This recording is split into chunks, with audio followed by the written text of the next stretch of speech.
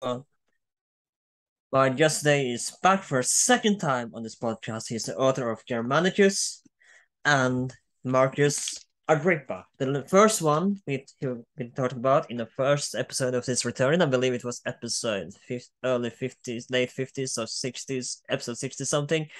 And you should absolutely look it up. And today we're going to talk about the latter episode book, Agrippa, and Augustus' right hand man. And he's rather while he's in other biographies on Augustus, which is tremendous, quite a lot of biographies. He's not very much in many of them, is he? He's not just briefly mentioned and then he's out of the story. So what's compelling about writing a book about Agrippa to you? Well, first, Ellen, thank you for welcoming me back. It's a great pleasure. I think you are a good student of history, and I love Thank talking you. with you because you do your research and you ask great questions. I think your question was kind of what appealed to me about this man. So I chanced upon the story of Agrippa. Really, I mean, he was always in Roman history, right? And I had written a book about Nero Claudius Drusus, who was a contemporary of Marcus Agrippa, and he dies after Agrippa.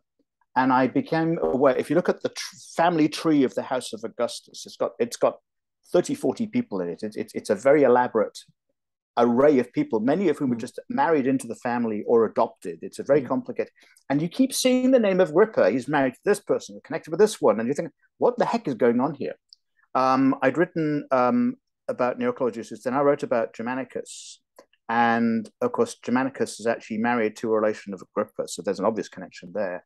And I was really shocked to find out that when I wanted to ask some fundamental questions of who is this man, Marcus Agrippa, there were no books. There was no biography in English. There is one in French, and I think there's now an out of print one in German. But the point is, there was nothing in English. There hadn't been anything in English since the 1930s. So we're talking about before the Second World War.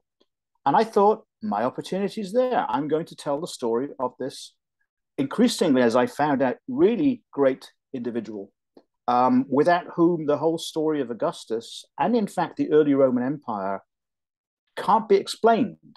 He's a crucial element, and it's extraordinary. The fundamental mystery, which in event I was trying to understand, was how somebody who had that impact, first of all, could be so, in a sense, forgotten, and that's a story.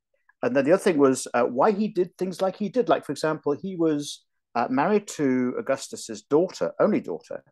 He had children by her. He gives up his sons, Caius and Lucas, for adoption by Augustus while he's still alive. I mean, what's going on there, I'm asking. And the more I peeled away the layers of questioning, I find an intensely interesting individual, a man dedicated to service, and to his best friend. Ultimately, it's a buddy film. It's a buddy movie. It's a buddy book. And those I find absolutely enthralling because it's about relationships between two people. And one has decided in that relationship that you're the one destined for greatness. And I'm going to be with you on the journey. And I'm actually going to help you. So, in fact, I will benefit from being a good friend to you. And the result is one of the most transformative relationships in Roman history. And yet, he's sort of kind of a subtext. He's dropped out. And that's actually partly by design. Agrippa didn't kind of really want to be the showy personality because to do that would have been to outshine his best friend. So it's ultimately also a story about somebody who is humble, achieves great things. And in fact, even the Romans described him as actually coming from humble birth and yet He did understood. kind of outshine him in by becoming in this book though. So Yeah. So all of that appealed to me greatly. And I embarked on writing the story in the early 20, I guess, middle decade. And I got Stephen Saylor, bless him, a friend of mine, the famous novelist who writes Roman crime novels about a Roman detective set in the first century BC at the time of Julius Caesar. He wrote the foreword to it, which is really special. So I was really lucky to have him write the foreword. And if anybody is trying to understand who is the man we're talking about, if I say go to the HBO series, and Alan Leach plays the role of young Agrippa, he plays it brilliantly. He kind of looks like Agrippa. It's extraordinary. and actually, Alan Leach goes on to play a major role as the driver in Downton Abbey. So if anybody's trying to work out who this guy is, we're talking HBO. Marcus Agrippa, played by Alan Leach. He's also played in a couple of movies. He also stars in Shakespeare's Cleopatra. But I was going to say that in the introduction of your book, the guy who writes the introduction for you, he's mentioned that it doesn't seem to be portrayed very quite well in the book, is it? In movie. I actually, funny enough, I wrote the foreword to a book written by Greg Aldrett, illustrated by Graham Sumner, about his Hollywood epics depicting the Roman world. And I wrote a forward. I was very honored to do that. And I tried to point out that the thing about the Hollywood movie industry, first of all, it's a for-profit industry, and it's trying to produce sort of 90-minute stories that people will pay at the box office to go and see. So what they, by definition, are doing is making a series of compromises. You know, you're collapsing 10 years of history into 90 minutes, and you have to shuffle the deck to make sure it makes sense within the confines of that art. And the trouble is that Marcus Agrippa is usually a side character because, by definition, the main characters are Antony, Cleopatra, and Octavian, or Julius Caesar. But if you look closely, he's there. And I think this is why I say I pay some tribute to HBO, because not only is he there, but I think he's quite accurately portrayed. He comes over as being a thoughtful, extremely loyal friend. He kind of, to use the modern word, it kind of seems like a bit of a simp. I don't remember who, but he does seem to be. He falls in love with someone in the series. I don't remember the name. I don't remember whether, I can't remember. It's so long since I saw that. I don't remember whether it's actually his own daughter he's fallen in love, because I don't think he has his daughter by the age. Augustus isn't old enough. Let's put it on the table. I mean, Marcus Agrippa is a straight guy, right? He marries many times. He has lots of children. And interestingly enough, whereas a lot of Romans get a bad rap for infidelity and all sorts of other unmentionable kind of things they might do, none of those are leveled against Marcus Agrippa. He is a straight up guy. He is a moral guy. And his marriages, I think he basically has 4. I'll have to check that again. And ultimately, marrying Augustus' daughter are political marriages by and large. And what's fascinating is that gives you a hint into marriage in the Roman world amongst the upper echelons of Roman society is not really for love. It is for practical purposes, is to link families. So in fact, his first marriage, which was to Caecilia Attica, was Octavian's niece. So he's brought into the family. And then he divorces her to actually marry Claudia Marcella Maior, who in fact is related to Atticus, who's the famous guy that Cicero writes to. And what's fascinating is you learn that actually Marcus Agrippa is a very sentimental man. He wears his emotions on his sleeve, although of course Roman tunics don't have sleeves, but you know what I mean. The point is that you when you read about anecdotally all the different things, he's a man that will cry and he gets angry and he shows his emotions about things. And you know what? I like people who are like that. I mean, they're three-dimensional. Yeah. So, in fact, when Atticus dies, he's bereft. He actually loves his father-in-law. And anyway, so that then ends, and he's told by Augustus to marry his daughter, because now he's basically saying, "You are my son-in-law." So he goes from being like best buddy all the way to being his son-in-law, and then even hands his kids over for adoption. That's an extraordinary thing, really extraordinary. Yeah, and let's begin with the early childhood. And like so many characters, we talked about Charlemagne a few weeks ago, and I'm gonna compare kind of with him, because as with Charlemagne, with Agrippa, we don't really know his childhood that well, and as he writes in the book as well, he doesn't seem to try to hide his childhood, even though he comes from kind of a noble family, if you call it that. Well, so what my understanding is, I mean, so one of the words that we see actually written is humble, right? And an English speaker would understand humble as being sort of poor and, you know, not terribly high status in the sense of looked up to. But I think in the way this speaks, it just means that he didn't have great people in his family. Right, and this was important in Roman society. In order to be able to come with prestige, it really paid to have a consul or a praetor or an aedile or something, at least 1 or 2 generations back in your family, because that made you very special. This man Agrippa seems not to have had any of that. So he's come from a plebeian clan, an obscure, the Vipsania clan. So not very well, terribly well known. The second thing we know from Pliny the Elder is that he has what's called a misera iuenta, which can be translated either misfortunes of youth or an unhappy youth. So that's all we get to learn about his childhood. And you think that what's intriguing about this for people watching and listening is the context. He's born in 63. So he's living during that interesting era. So it's 63, Cicero's the consul. And there's already struggles about power grabs. There's the famous trial of Cicero and Catilina, right? Which is really a sort of revolution. The famous speech, of course. Yeah. Yes, exactly. So he's born into this world of strife. And during that world, actually, then we start to see the rise of Julius Caesar over the next 50 so years, ending in 44 BC, as you know. It must be an exciting time to be alive in the Roman times during those times, though. Well, I'm going to use the word dangerous rather than exciting. If you make the wrong friends, you might actually find that you have to be on the run. And in fact, by the time you get to the assassination of Julius Caesar, of course, best friends buddy with Octavius, who is now the adopted heir of Julius Caesar. That's who the man Agrippa happens to have the good fortune to know. And the result is the decisions he makes about what he will do with this heir of the name of Julius Caesar is the journey they go on. That's the story of the man. But I wanted to highlight to people that he's born into an era which is dangerous. It's not clear where things are going. Powerful interests like Julius Caesar and Pompey the Great and Crassus and all these famous names that we know. The Roman Republic is changing.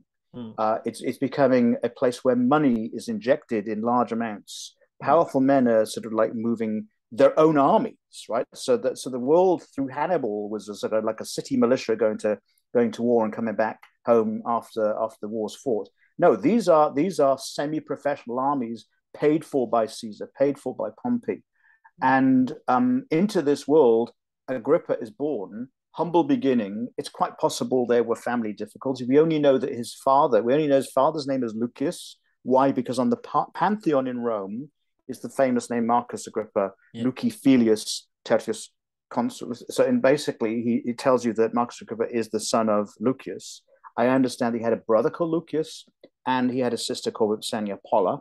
And that's all we know about his family. It's tragic, but I also we don't know much about his father, about what he did. No, at all. No, and I think that's, again, I come back to this basic idea. I think that's by design. And what's intriguing is his full name is Marcus Vipsanius Agrippa, but he drops the name Vipsanius. He uses it not himself. And in fact, there was a joke by one of the teams. So Marcus Agrippa is actually in a prosecution representing somebody, and the defense team is arguing. One of the jokes is they say, "And who is this Marcus Vipsanius Agrippa? Is this another man?" Or, the point is that there's some insinuation that either Marcus Agrippa is ashamed of the family Vipsanian, or it has some sort of baggage around it and he just doesn't want to be associated with it, or he's just aware there's a more powerful brand in saying simply, "I am Marcus Agrippa." And it's significant to me that the name on the Pantheon does not have Vipsanius in it. It is simple, straightforward Marcus Agrippa. Incidentally, the building, the Pantheon, of which his name actually is, that's Hadrian's Pantheon. And what's really fascinating is that when Hadrian would rebuild buildings, because the actual building that Marcus Agrippa had built back in the 30s BC, and Hadrian has to rebuild it in like the hundreds AD. It had been burned several times. It had been partially rebuilt. It had gone through all different kind of. But guess what he did? He put the original builder's name on the pediment, and it's always. You must have had some kind of respect for the man, though. That's exactly right. So I think that there is both as a builder, right, but also as a general and as a Roman statesman. And I think what that tells you is, as time went on, there must have been a growing respect for this man. And in fact, the area that the Pantheon sits was originally open parkland. So now it's crowded with buildings. And at the time of Hadrian, it was crowded with buildings. when Agrippa and who became Octavian became Augustus, Hmm. they went on this massive building program. And one of the things that Augustus builds is Mausoleum, and there's a line of sight from the Pantheon that goes all the way. It's about half a mile or so to the Mausoleum, and the space in between was filled with parks and fountains and a lake. And a big, huge square colonnaded space for people to vote in. The voting counting room had the widest ceiling expanse of any known building. In fact, Pliny the Elder makes the point. I actually wrote some of these things down so you can actually see. Let's have a look here. He says, Pliny the Elder, Natural History, in our own time too, so that's late first century, in the porticos of the Septa, there is a log which has been left there by Marcus Agrippa as being equally of an object of curiosity, having been found too large to be used in the building of the vote office there. It was 20 foot shorter than the one previously mentioned and a foot and a half wide in thickness. There's a megalomaniac character to Marcus Agrippa. He builds the biggest things possible and will keep building even bigger ones. And we will get back to these buildings later, of course, because okay. So what I wanted to highlight to people is that this guy has all these facets, and it's a wonderful man to write a story about. Yeah, and I believe that I was going to say something, but I kind of forgot it, to be honest. But let's talk about his coming to Rome. What does he do? How does he enter the Roman city of Rome? What is the jail there? How does he end up meeting Caesar and then on the side of Caesar? So he's born in 63, and sometime in the next 10 years, it seems to be he makes a journey to Rome, and that's probably where he's educated. Where he came from, we have no idea. Some people think he came from Puglia, some people think he came from Latium somewhere, but it doesn't appear that it was Rome. So coming to Rome was like the family sending their humble son off to probably get an education, and Roman education was not like a modern European education at all. It was if you found yourself a tutor who was probably a Greek slave or something, and the classes were held in the forum, wherever you could find some space and put some chairs, and the guy would start teaching you about Homer's Iliad and would teach you about mathematics and things from the texts that they were studying, and you'd learn to speak oratorically, rhetorically. You'd learn the arts of persuasion and these sorts of things. And somewhere in this journey in Rome, he encounters a young man called Octavius Turnus. And Caius Octavius Turnus is the man that we now know as Octavian. And this is another man who hasn't got a terribly, at that point, high profile. He's a little bit obscure. But where things transform is that Julius Caesar sees in Octavian someone with great potential. And he starts to point and push his nephew, his grandnephew, in the direction of getting him a skill set. So he sort of pushes him a little bit into public roles to, hey, why do you take charge of putting on some public play productions, which means you have to organize the acting troupe and get the money together and book and just do the whole thing, right? So he makes some boo-boos on that one and learns some crucial lessons. And then Caesar goes out to fight in Spain. And in fact, he's issued a command, Octavian, you need to join me here in Spain. And it takes so long for him to get there. The war is pretty much over. There is, from what I remember, there's a reference to Agrippa going separately. We don't know whether he arrived after or before Octavian.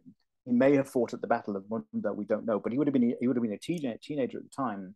So the point is, by the time these two young lads get there, the war's been won, and Caesar's kind of like chuckling, well, what took you so long? I mean, I finished the war in the time it took you to get here.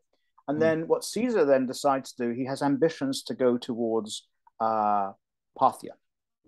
And it's time for Octavian to get military training. So he sends him off to Illyricum, to Apollonia. And at Apollonia, he'll be trained by members of the local legion, which is one of the Macedonian legions. And they send cavalry in. Therefore, what happens is Octavian learns rudimentary arts of war, if you like, to fight and to understand how the Roman army works. And Agrippa is there. He's his best friend, right? And there are all sorts of interesting stories of how they're both living together in Apollonia, and one of the stories is how they go and see an astrologer. And they kind of, you can imagine kids who are in their middle teens go, oh, go on, ask the astrologer, ask him to read your future, go do a horoscope. Yeah. Oh, okay. So Agrippa basically has his horoscope read, and it sort of says, you're going to be you destined for great things. And then when it turns out that I'm sure that's what you said to everyone, right? Yeah, that's exactly. Well, there it's kind of private inside knowledge, really, because Roman understood that, or not understood, that they believed that there were sort of destinies that you could interpret in the stars. And as Roman emperors became more and more paranoid about this sort of thing, I mean, they try to shut down insights into this because they thought that you would have insights into their life that you shouldn't know yet. And then Octavian is basically, as I recall the story, this man reads the thing, and this man doing the horoscope basically gets on his knees and said, you're really, really, really destined for greatness. So it's clear from the outset that Agrippa has associated himself with somebody who is not normal in the sense of just an ordinary Roman, that there's something special about where he's going to go. And then what happens is, and we're talking around about the summer of 44 BC, no, actually the early part of 44 BC. So Caesar is supposed to be gathering his armies ready to actually go on an eastwards campaign. And then in March of 44 BC, a missive, a letter comes from basically his mother. Octavian gets a letter from his mother saying, Caesar, your great uncle, has been assassinated. Do not come to Rome. Do not come. And apparently his stepfather, who's actually got a slightly different opinion, come, you'll be okay. So what happens is, at this point, and it's an interesting thing. So Octavian has a group of his friends with him. So his Marcus Agrippa's there. Another guy called Sabidianus. Another guy, I think his name is Lucius. We don't know the rest of his name. And what that tells us is that at a very young age, this man who will become Augustus relies on the advice of friends. He likes to be able to bounce ideas off first before committing himself. And it seems to be that he's inclined to go to Italy, bearing in mind the whole system is in chaos now. I mean, at this point, since February, Julius Caesar had been declared dictator. And there were all sorts of assumptions that go with that, he had absolute power, he could do it. And now he's removed. And you've got Brutus and Cassius, basically, and the liberators, as they would have thought themselves, running amok, trying to do what they want to do to restore what they think is the Republic. And they think they've got it all wrapped up. Well, of course, Marcus Antonius is himself trying to pull things together, as he thinks he's the natural heir to Julius Caesar. And he thinks he is, but of course, he's got the will, and he knows actually that's not how things are, so he tries to suppress the will. So it turns out that Agrippa, for what we have in our sources, recommends to his best friend at that point, you should follow your mother's advice and stay here. But he doesn't. He says, actually, no, I'm actually going to go to Italy. And Agrippa basically says, okay, if that's what you want to do, I'll come with you. So they cross over, and they eventually end up by spending some time with Cicero. And Cicero briefs them on what's happening, and then lets him know that actually, you may not know this, but actually you are the heir to Julius Caesar, which means you will get a lot of money and you'll get his name. That's the crucial thing. You get to use his name. And at this point, then Octavian and his friend embark on what will be their life destiny. And knowing what he's entitled to, he pretty much presents himself. Octavian presents himself to Marc Anthony and said, I need you to read the will out, and I need the money. And Antony basically. They will become enemies later, right? But how? But our allies from now. Does Mark? How does? What is the tension between them already? Yes, there is. Well, I think there's a resentment, because I think at this point Marcus Antonius. I tend to use the wrong rather than the English version. So Marcus Antonius is late 40s, 50s, and Octavian is 19. He's 19. Does Marcus Antonius feel like he should be the representative of the Res Publica? Well, yes, because he's been what's called the master of horse, the magister equitum. He's been basically the loyal, psychic, the deputy of Julius Caesar all the way through the Gallic War and elsewhere. But he was a rubbish leader, though. He was rubbish. He was terrible, wasn't he? That's another podcast. A lot of people think that. A lot of other people just think he was a bit misguided. He was a gambler and a bit of a drunkard, a playboy, but apparently he was a reasonable soldier. Whether he was a good general or not, I mean, we get to see that in action, don't we? So, yeah. What's intriguing though is that he holds the cards, right? So he sort of cuts a deal with the assassins, to not stir things up, and they even get to the point where they say, well, okay, we can reach a deal.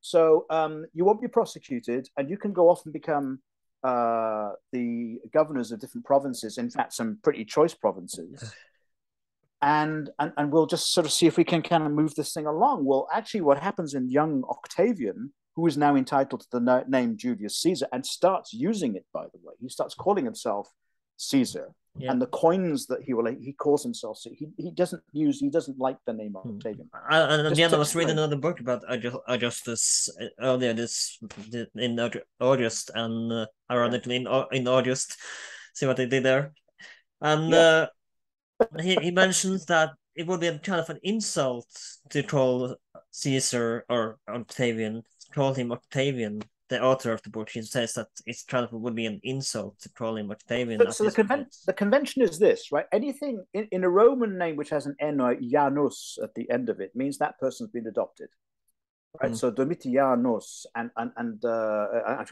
running out of ideas at this point, but Octavius becomes Octavianus. And because I believe that at the end, the writer that I was talking about, he does mention that Octavian kind of made fun of Caesar and call him Augustus, making kind of sorry, not Augustus but Octavian. He kind of made fun of him for that for it. Well, so look at what's very telling. The next 2 years are very important in the story because Cicero, who is by now 60-something guy, right? He's been a statesman. He was a consul. He would claim he saved the Roman Republic from Catalina and a terrible coup. Has always been a sort of conscientious defender of Roman values and always saw Julius Caesar as something as a threat. But what he sees in a 19-year-old heir to Julius Caesar's fortune and all the other possibilities, he sees somebody that could be manipulated. And what's very intriguing about all of this is that when Marc Anthony gambles, so you said he's a terrible general, you're right on this level, is that he gambles that I just have to keep this kid at arm's length and he'll just basically get born and he'll go away. This is not how this young man is. This man is driven and obsessive and determined and get results, almost at any cost. So having not get any satisfaction, he basically goes down and said, okay, I'm going to get myself an army. I'm going to use my name. I'm going to use the fortune I've got. I'm going to get big chests of money. Agrippa's going to come down with me, and we're going to go down to Capua, and we're going to go all the retired vets, the veterans of the 10th Legion, and we're going to sort of say, I am the legal heir of Julius Caesar. You served Julius Caesar. Are you with me? And in fact, a lot of them say, yeah, we're with you. And they form a new legion. They actually go to Rome. And what becomes intimidating is the fact, because you're not supposed to raise a legion in Italy and take it to Rome. That's actually a sort of attack on the Republic. But the potential here is that he's able then to sort of get his way increasingly with Antonius. But Cicero says, we can use this. This guy has an army. We don't have much money.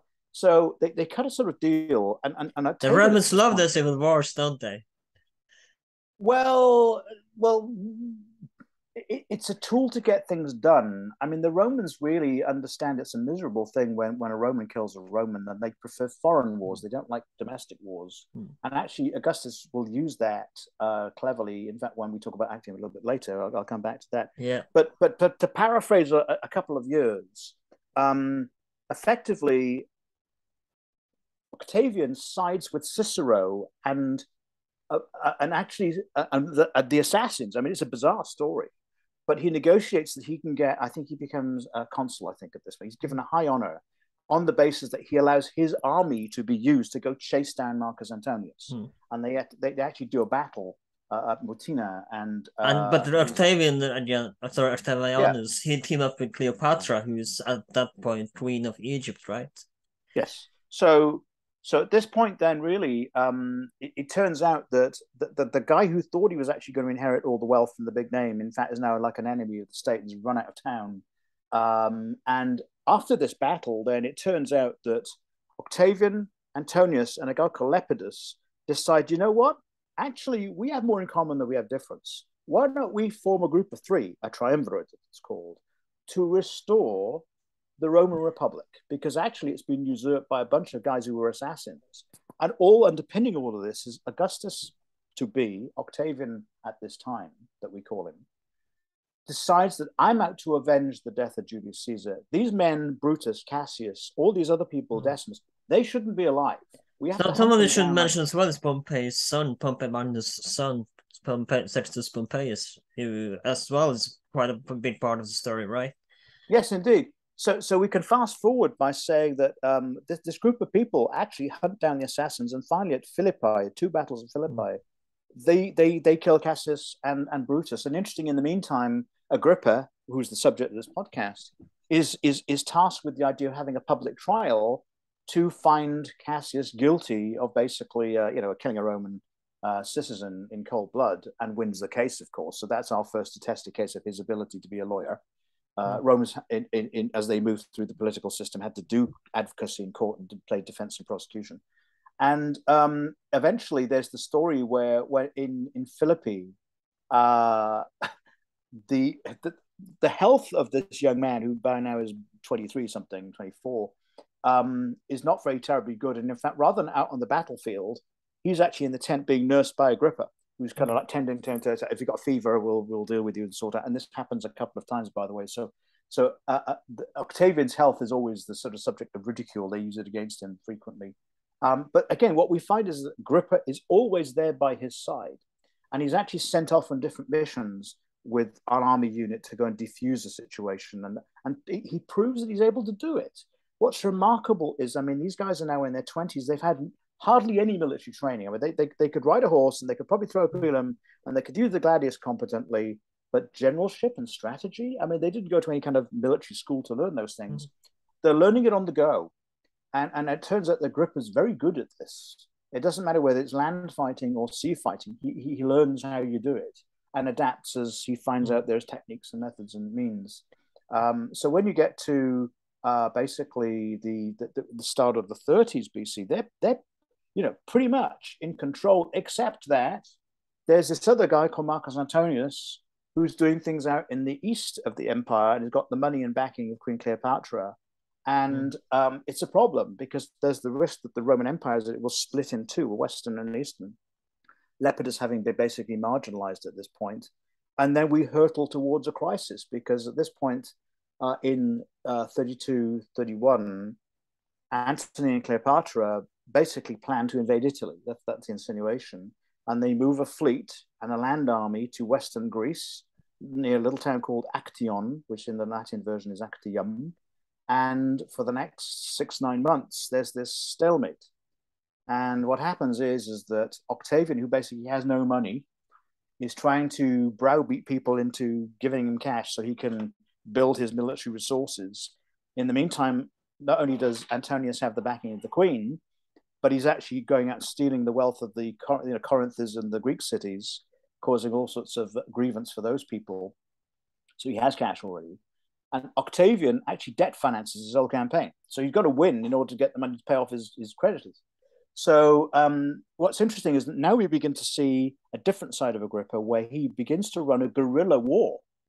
He fights a campaign up and down the west coast of Greece, all the way down to a little town called Methone.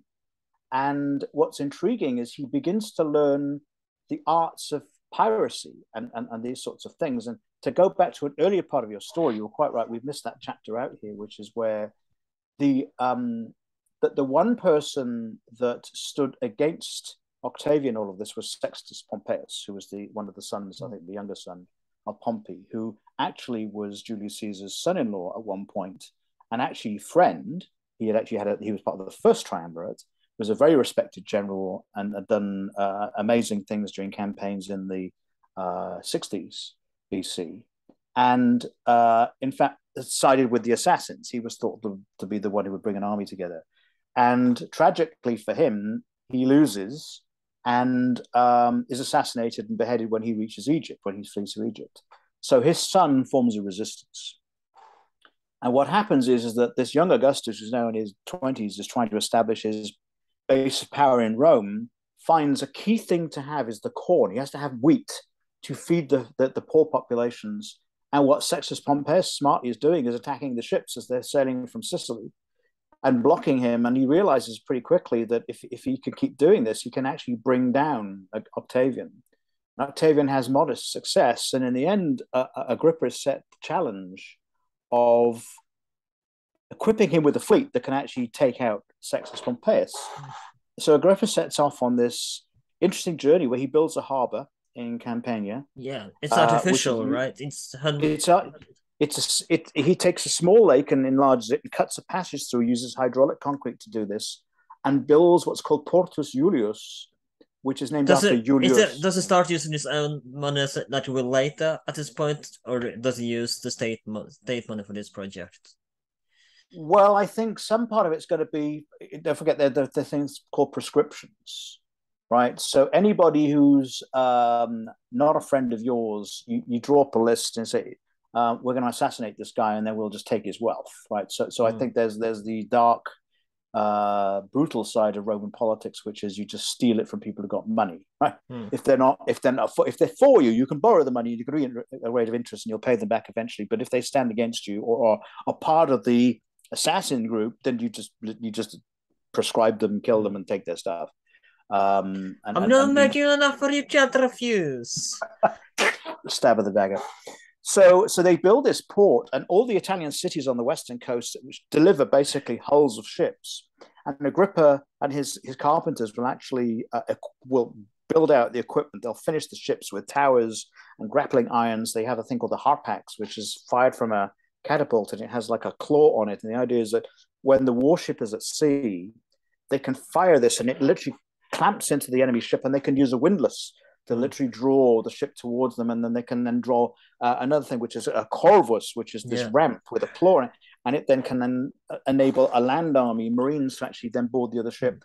Because you do write about this as well, that there was two ways of naval warfare. Which one was just ram right straight into the boat, or the other was disable the oars and just do a on boat battle, right? That's one of the two ways to fight in naval. Yeah, they have a bronze beak called a rostrum at the end, and the idea is it consists of a series of very sharp bronze blades, and the idea is that because Roman naval equipment is built by taking and the wooden planks and butting them together with tendons, that you basically smash through and you create a hole and the ship sinks.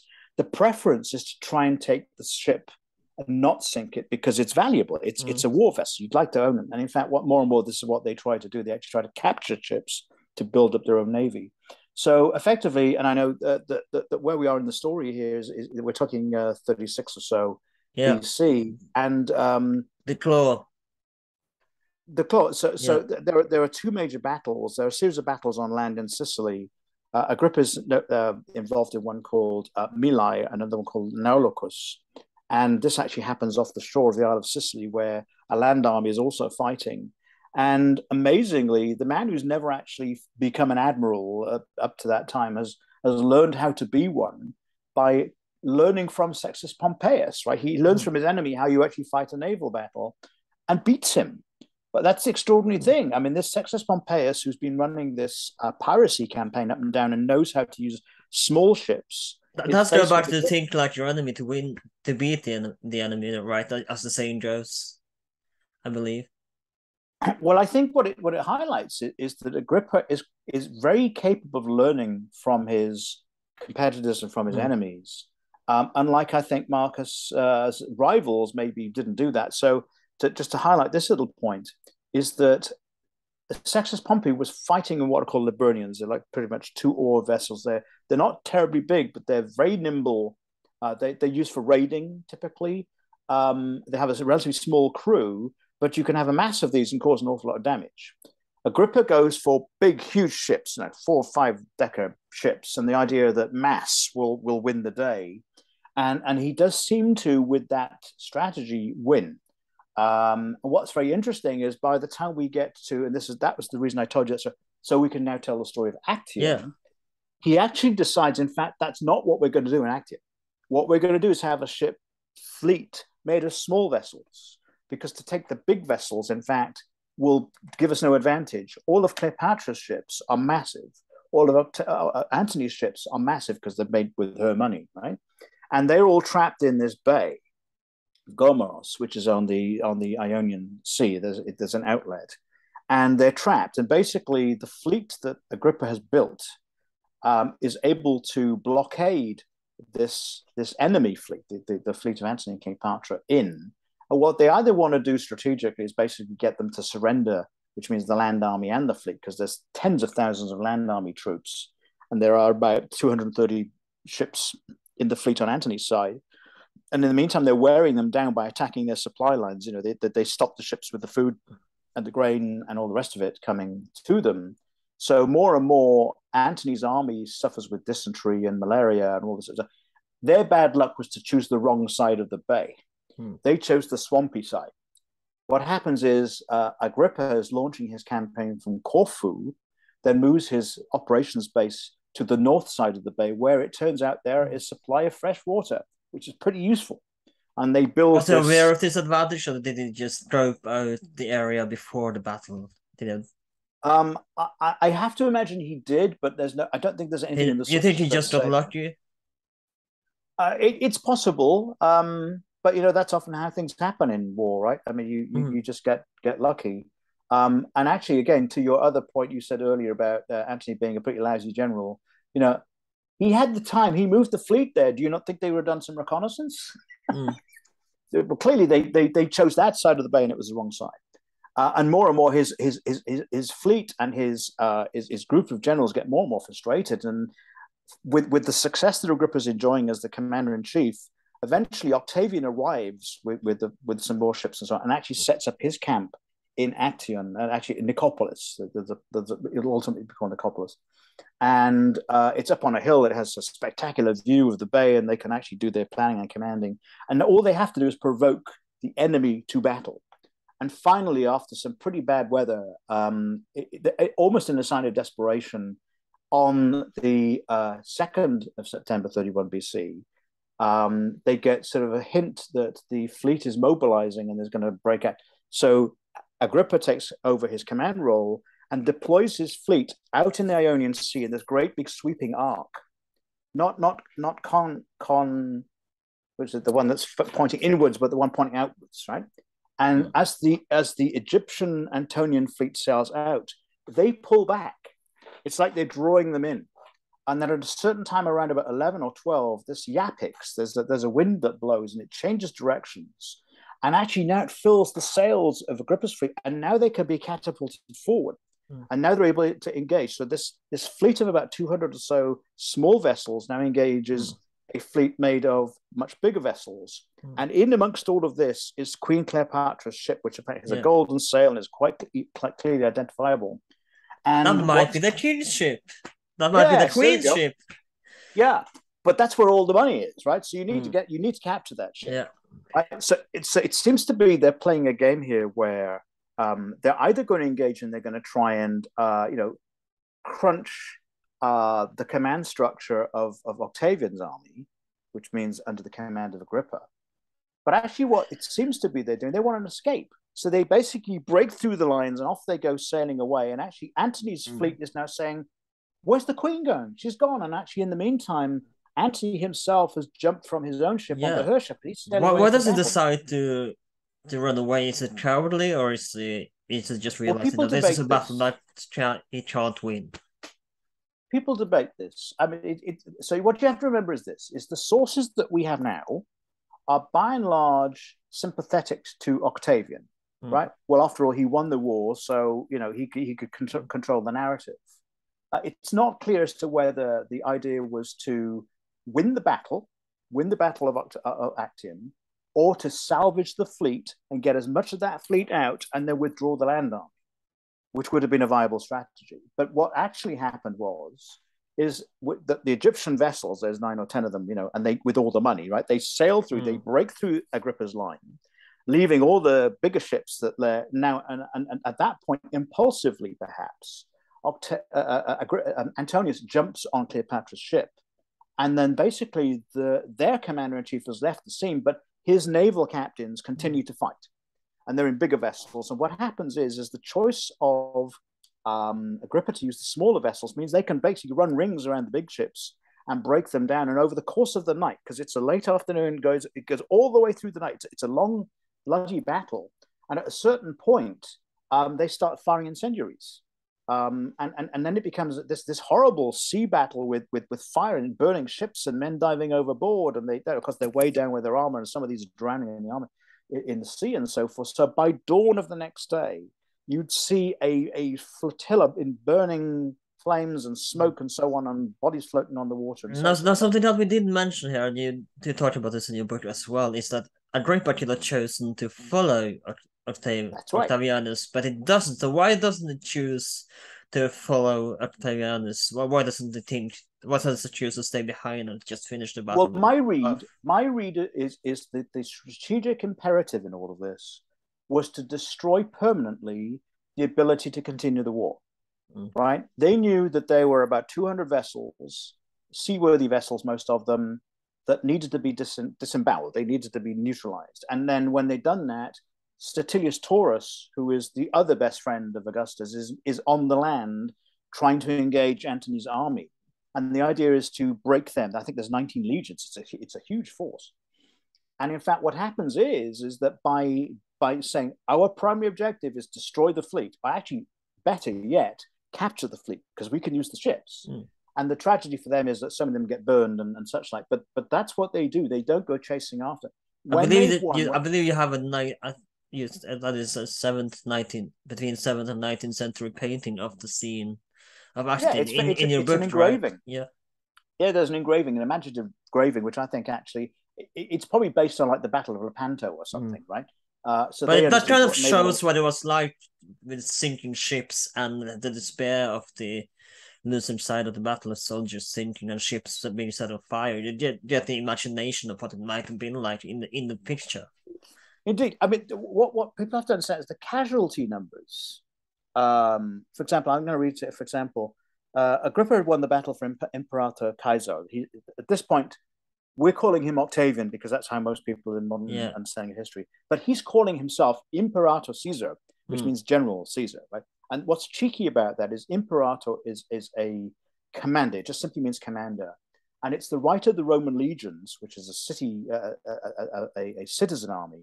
If that leader brings them victory, at the end of the battle, they shout out, Imperator, Imperator, Imperator. It's called an acclamation. And that man can proudly say, I can put that name after my name. In fact, Marcus Antonius, usually he's a Marcus Antonius Imperator. It's on the coins. What this man does, Octavian does, he cheekily takes Imperator as his first name. Call me Imperator, we would say, right? So now we call him Imperator Caesar. The point is that hundreds of the other one I'd like to address this in a previous episode with Anthony Barrett. We talk about Caligula, and he says that nobody really knows what an imperator means at that point. It's just a title, but it's not until Caligula that he has full authority, really. It's not until that is just a title at some point, kind of like a Führer is just a title to Hitler. They just don't know what to do with it. It's just until Caligula comes up and he gets full power. Yeah, so I see the pivot point, the inflection point is where Octavian cheekily in the 30s BC adopts it as his first name, and through his gradual grabbing of power, prevents everybody else from having access to that name. It was quite acceptable through Roman history at that point that any winning victorious Roman legion could acclaim its leader as Imperator. And in fact, they would proudly bear on their inscriptions, my name is Claudius Marcellus, Imperator, right? And it didn't mean they were in charge of the Roman Republic. What it simply meant was, I'm commander. I've been recognized for my brilliance as a military leader. So Augustus begins to see the significance of this. In other words, there's an implication, commander-in-chief. That's a different idea, because the army is supposed to belong to the Republic. And more what's happening because of the activities of Crassus and Julius Caesar and Pompey is the armies are not the property of the Republic, they're the property of them, right? So this is a dangerous thing, and this actually goes on, and this is all part of the great sweeping trends going on. But I want to bring your attention to this. Not more than 5,000 men from Antonius's fleet had lost their lives. Caesar's casualties, that's Octavian's casualties, were much greater, numbering 12,000 dead, 6,000 wounded, and of them 1,000 died later despite medical attention, right? On land, Antonius's 19 legions of undefeated men at arms and 12,000 cavalry could not accept their commander had abandoned them, and took several days before they surrendered. So you can see that Octavian, Imperator Caesar, is prepared to sacrifice a lot of men to get victory. And I have to imagine this was the sort of discussion that Agrippa and him would actually say, what is the objective here? Neutralize, destroy the capability of Antony and Cleopatra to wage the war. They're just people. We can get more of those. Yeah, and by the way, when they won Actium, they could go chase after Antony anyway, which is exactly what they do. So finally, a year later, on the 1st of August of 30 BC, Egypt falls to the Romans. Alexandria, the famous Battle of Alexandria, falls, and then you know the famous story of the supposed suicide of Cleopatra. I mean, Anthony Goldsworthy implies that maybe, in fact, it was an assassin's job, and I actually think that's probably likely. Because it would be awkward. I mean, what are you going to do with this recalcitrant queen? Okay, you can put her in a triumph, but actually she's still a problem. Get rid of her. And of course, Antony famously commits suicide, and that's after a long, protracted period of trying to negotiate. I believe the romantic version is that that's the same way as Cleopatra does it, right, with a snake bite or something.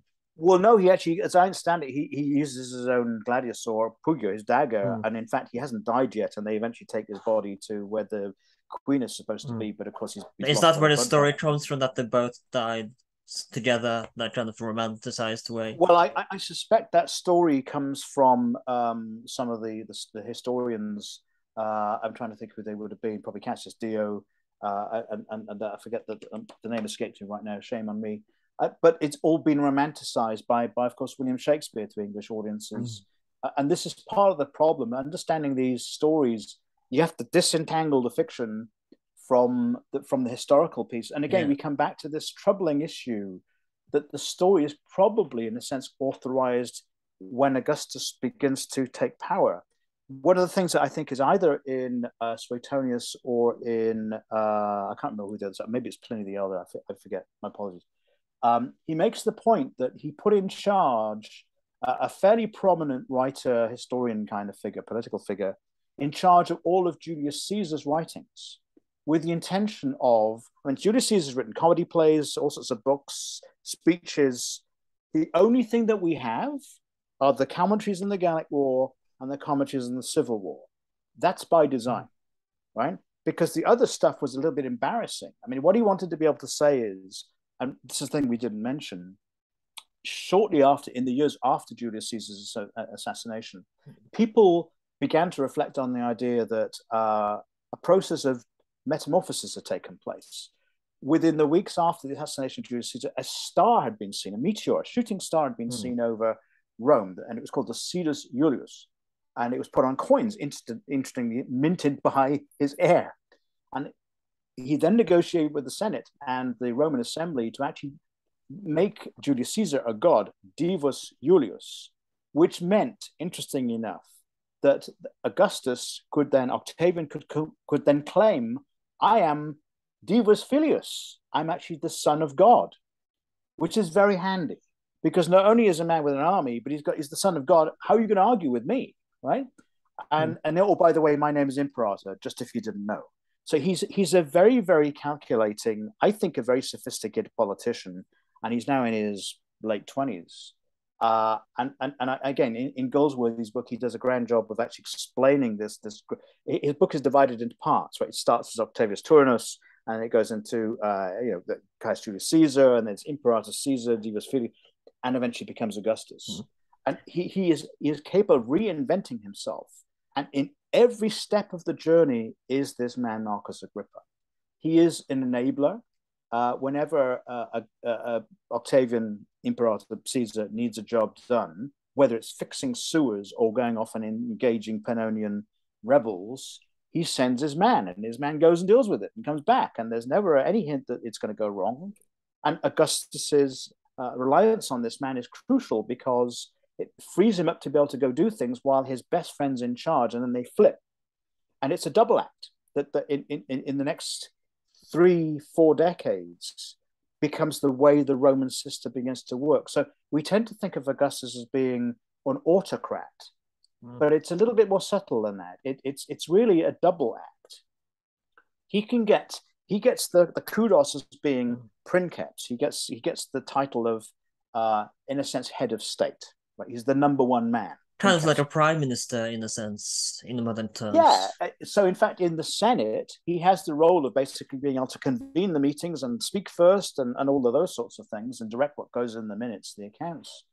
And that's crucial because you get to discuss, what matters to you, not necessarily what matters to the rest. And by being able to leave and then have your totally reliable man carry on that duty for you, right, while you're away, because what Augustus, and now we're talking kind of like the 27 period, and after that, very cleverly understood that to complete, how can I put it this way? I'm running the risk of getting into trouble here. We have had politicians in the modern age who seem to think that dominating the media narrative is the way to win influence and power. Augustus seemed to understand there's a point at which you have to pull back from that because if I use the word piss off, can I use that? You piss off the people, right? You need to achieve what you want to and then go away. Let other people handle all the stuff. And this is what Augustus does. By 27 BC, and this is only 4 years after the Battle of Actium and 3 years after the fall of Egypt, and now he's paid off all his creditors, the score is settled. The men that were in the armies on both sides have been combined, and a great many, 120,000 of them were demobbed, and Agrippa actually was the man demobbing all these troops. So there's a sort of tentative kind of balance now that war is over, and now they've got to lick their wounds and sort of become a united society again. And the Senate agrees that because of what this man has been able to do, and actually gone through this somewhat strange, I achieved what I set out to do. I have avenged my father. I have won battles against the foreign enemy, because the foreign enemy is in fact never Antonius. It's always Cleopatra, right? That's the claim. It's a foreign war, not a civil domestic war. I will give back the armies that I have to the Republic, and I surrender my powers. And the Senate goes, oh, really? You're going to do that? That's amazing. That's an extraordinary gesture of goodwill. Yeah. Hey, how about this? You actually keep the army and you actually manage all those areas because you're apparently very good at war fighting. You look after all the territory around the Roman Empire, but we get to keep the places making the money. And what you end up with is this division of the Roman Empire into developmental war frontier zones, which by and large is everything kind of around the periphery. And the Senate keeps control of the middle bit, which is brilliant because now that means this man, who is revered at this point, they give him this honorary title, Augustus, has the ability to wage war about the society if he needs to, but actually doesn't, has a means to make money through the provinces he has. And the Senate can keep doing what it always did, sending its guys out every year, raising tax generate revenue, taking some of that for themselves and just, enjoying a very high lifestyle. And this what's called the constitutional accord, this agreement between Augustus now, 27 BC, and the Senate becomes the basis for running the Roman Empire. And Agrippa, or the Respublica, as it's called. Yes, the Respublica, yeah. which I translate in the book as Commonwealth. It sort of means things public. And Agrippa is part of being the enabler.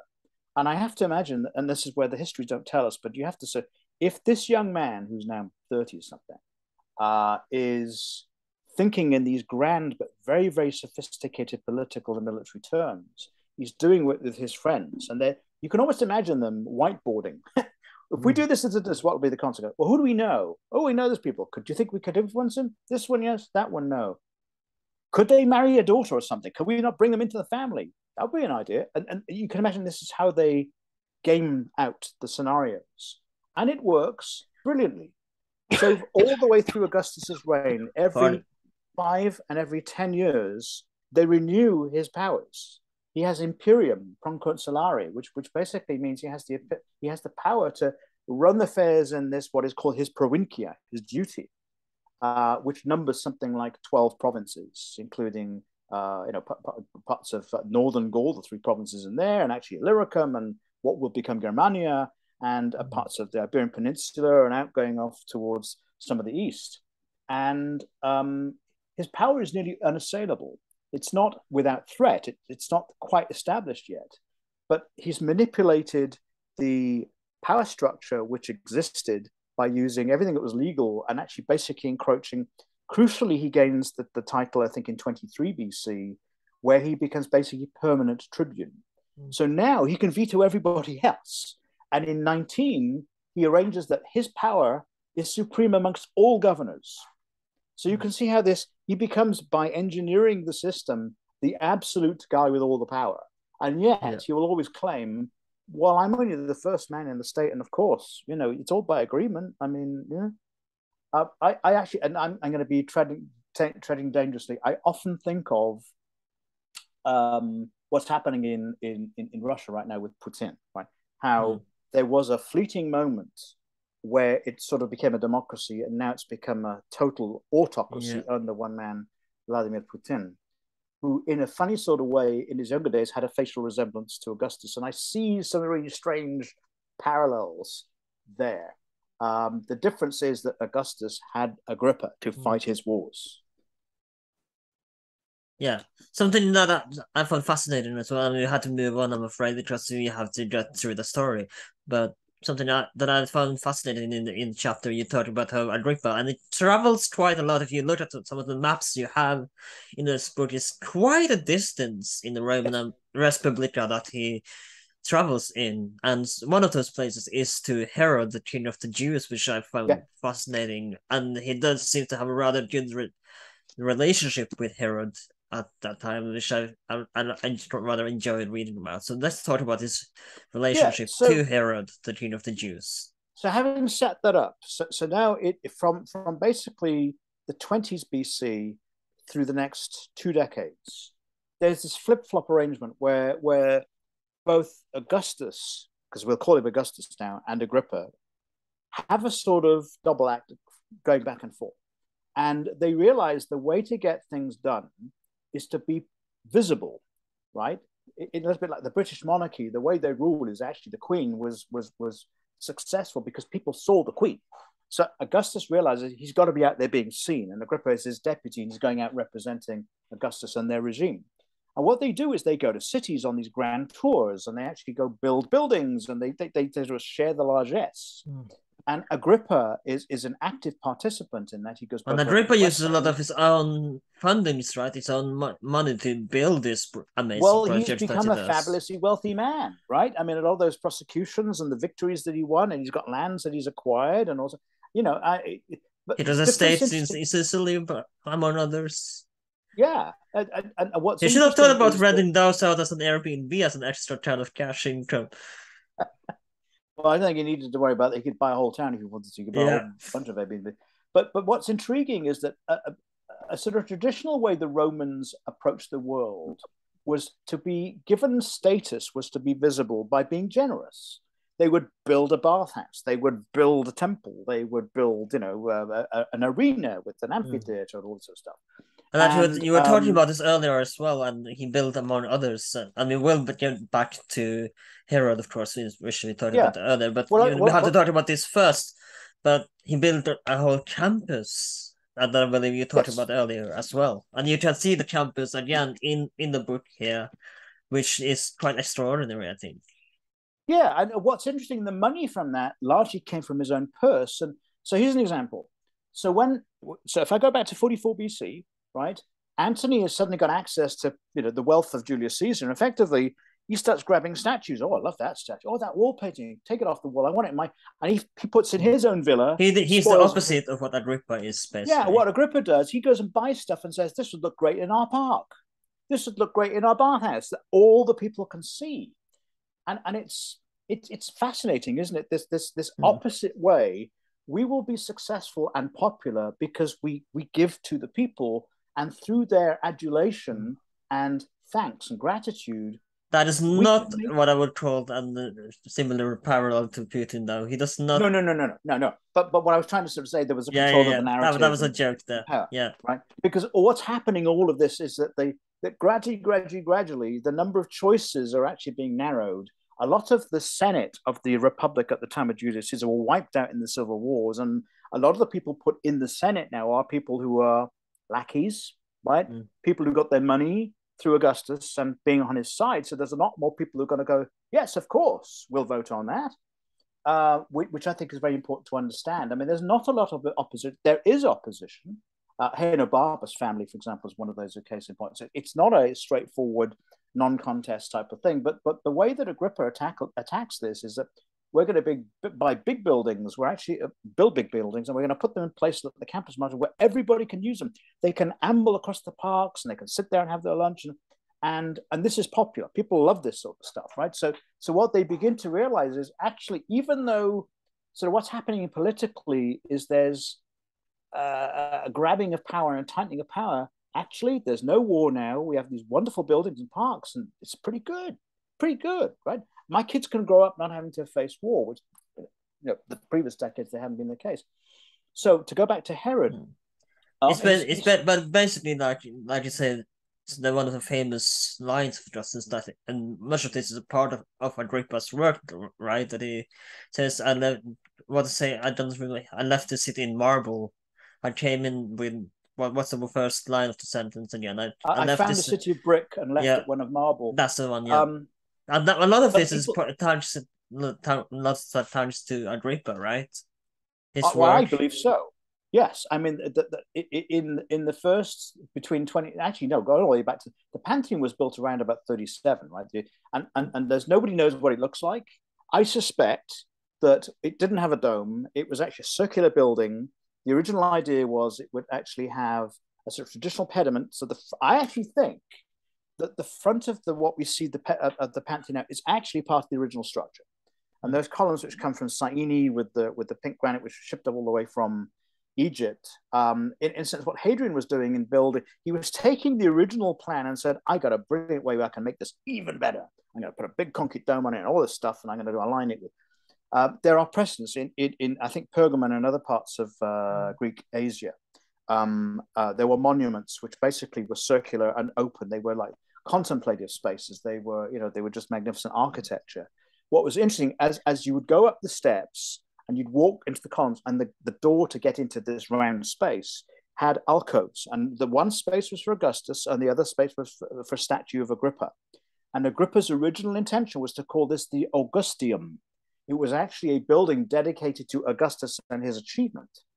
And Augustus says, well, I'm very flattered into that. That's really great, Mark. I think I can't do that. No. Yeah. It's the wrong message.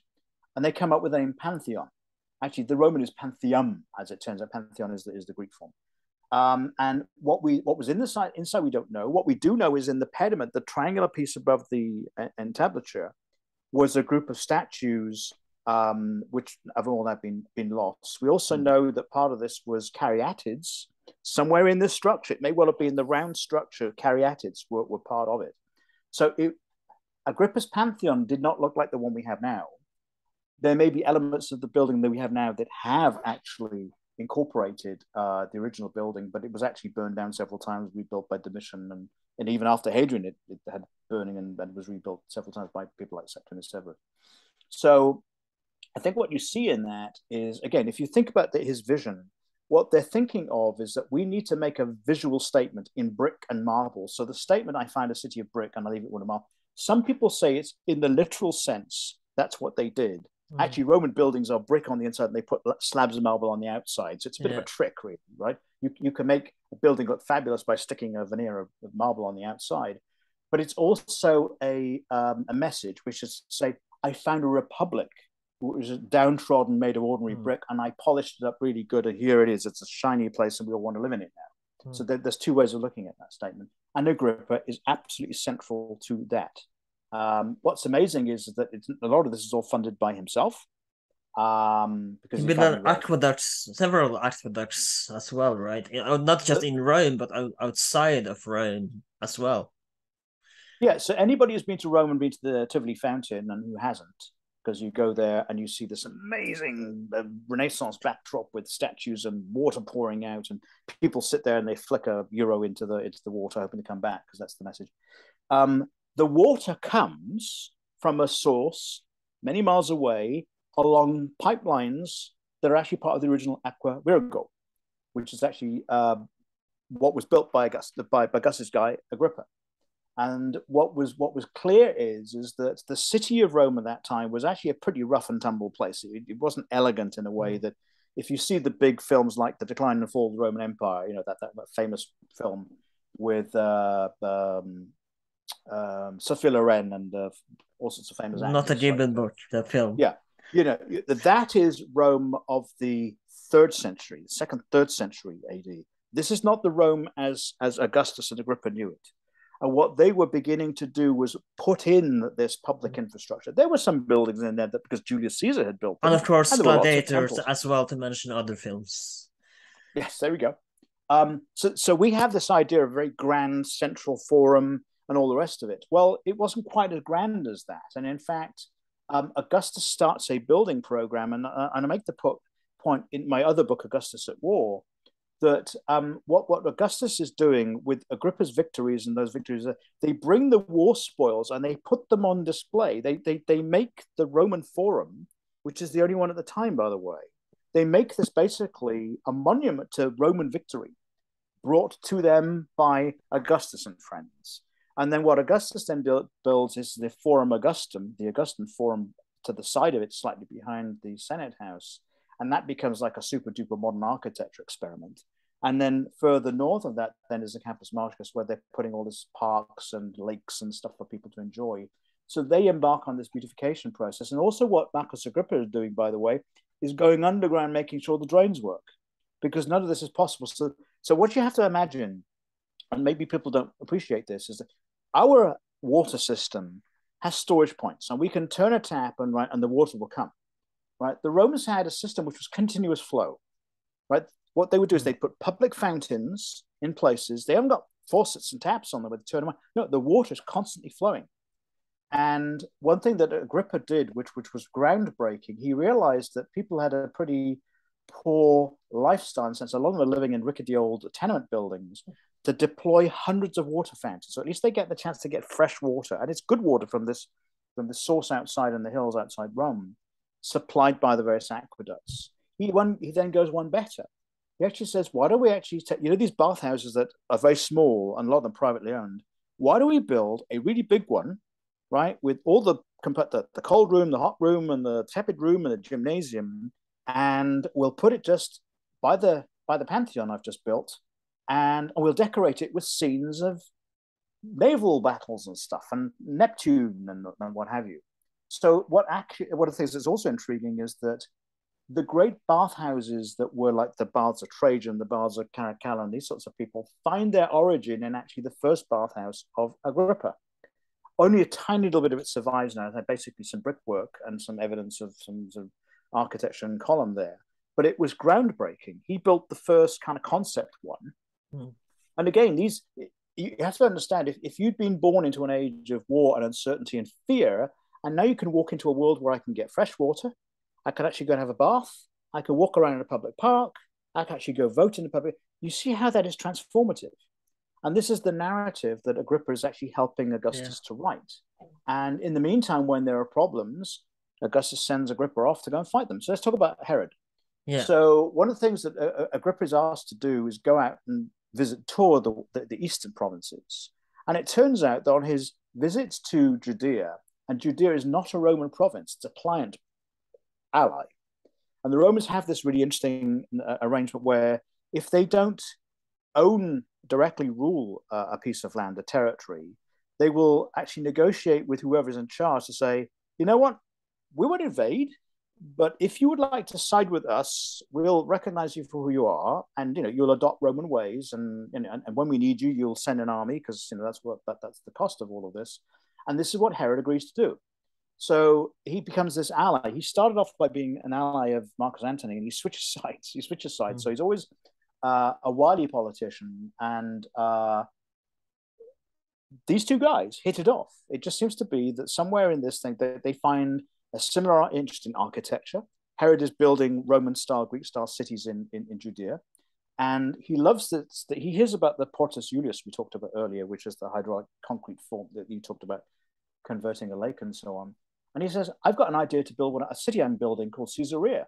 You should see it. And he builds this artificial harbor and this perfect thing with stadium and all the rest of it there. And in fact, they build this, and a lot of it's using the same techniques that Agrippa would have done. And you can imagine them having a dinner party talking about how they compare the size of their concrete blocks on the ships they put in there and so on.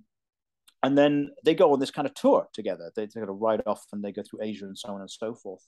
Crucially, there comes a point where a Roman ally is usurped. and calls for help. And Agrippa is sent out to deal with this. And he sends a message, oh, by the Agrippa, I need your fleet. Will you send me your fleet? And so this goes off. And Agrippa's going off there to deal with this problem in now what we call the Crimea. Interesting enough, the Crimea was actually within the Roman sphere of influence at this point. So the whole Black Sea was under Roman influence. It wasn't necessarily directly ruled, but it was very important to them. They had access to it for its wealth and so on and so forth, because Crimea actually can then trade with territories further afield. Agrippa is able to deal. He's able to handle this crisis, it turns out, just because people find out Agrippa's on the way. And people go, oh, well, maybe we ought to sort this out before he gets here. And this is kind of what happens. His reputation goes ahead of him. He's able to get stuff done. And it's a rather formidable reputation. You don't even have to show up to the battlefield. And already people are going, okay, mate, we're not going to win this. Let's cut a deal. And in fact, Herod arrives too late. And they say, okay, thanks, you can take them back now if you want. But they always have this really, really meaningful relationship. And it's really intriguing, because what it means is that Agrippa becomes very sympathetic to the Jewish causes. Yeah, he does attend to Jewish rituals, as well, right? He does seem to serve Jewish ceremonies, etc., right? Well, I think what we see is evidence. I mean, there are letters preserved in, I think, Josephus, which are sort of correspondence issued by his office to the governors that report into Agrippa. And it basically, the bottom line is this, is that there's been too much singling out of the Jews because they think slightly differently than the Greek-speaking communities. They have rights too. Adjudicate fairly and respect they have a Sabbath day, and let them do this sort of thing. And if the Greeks give you problems, you got to go talk to them and address the issues, right? So Herod and the Jewish communities around Asia, Turkey now that we call it, actually suddenly find in Agrippa a champion. And I think what that tells you about Agrippa the man is that at his heart, he's an immensely fair man. Now, can we call him democratic? No, that would be the wrong thing to do, because that's not really the way to think about it at all. But I think what it tells you, he has an open-mindedness and a profound idea that if we had agreed to accept you on your terms, then our responsibility is to observe the terms. And if people take liberties with that, then I'm here to remind you that the agreement was we respect them on those terms. So it's really, really interesting. So the Jews actually, even today, I have a friend over in one of the towns in Israel that's actually trying to translate this book into Hebrew, by the way. And it's because, that's awesome. Yeah, because Herod is still a figure of great interest to modern Jews and modern Israelis, because he's a colossal figure. But they're also very interested in Agrippa, because this guy was best friends with him. And in fact, actually, it turns out to be an ally of Judaism, not because he was himself pro-Jewish, but the fact he looked at it from a point of view of, you could argue, good governance requires us to be fair, even-handed. And I believe we mentioned this on the podcast as well, right? That the Romans didn't really care about the religion as long as it didn't impose on their religions, which it did eventually in the Constantine's time. But they didn't really care about others' religion as long as it wasn't a threat to the Romans. The analogy I would draw to this, right? So I'm an American citizen now, and one thing I've done is to swear to defend the Constitution and the flag, right? The flag and the Constitution are what bind Americans together. You can be different color, different religion, you can be different sexual orientation, you could be different in all sorts of different ways. But what binds us together as Americans is that thing in the corner of my office over here, right? And the fact that there's a little book which has got the Constitution written in. That's what we all agree on. And in a sense, the Romans arrived at a situation like that 2,000 years before, where they said, look, we have gods, okay? Three principal ones, a triad of gods. You've got to respect Jupiter, Minerva, and Mars. And increasingly what happens over the ages is there's an emperor cult, and they like you to actually worship the emperor. And they say, just do ours, turn up for the festivals and the sacrifices. We'll let you do whatever you like. But please don't be in opposition.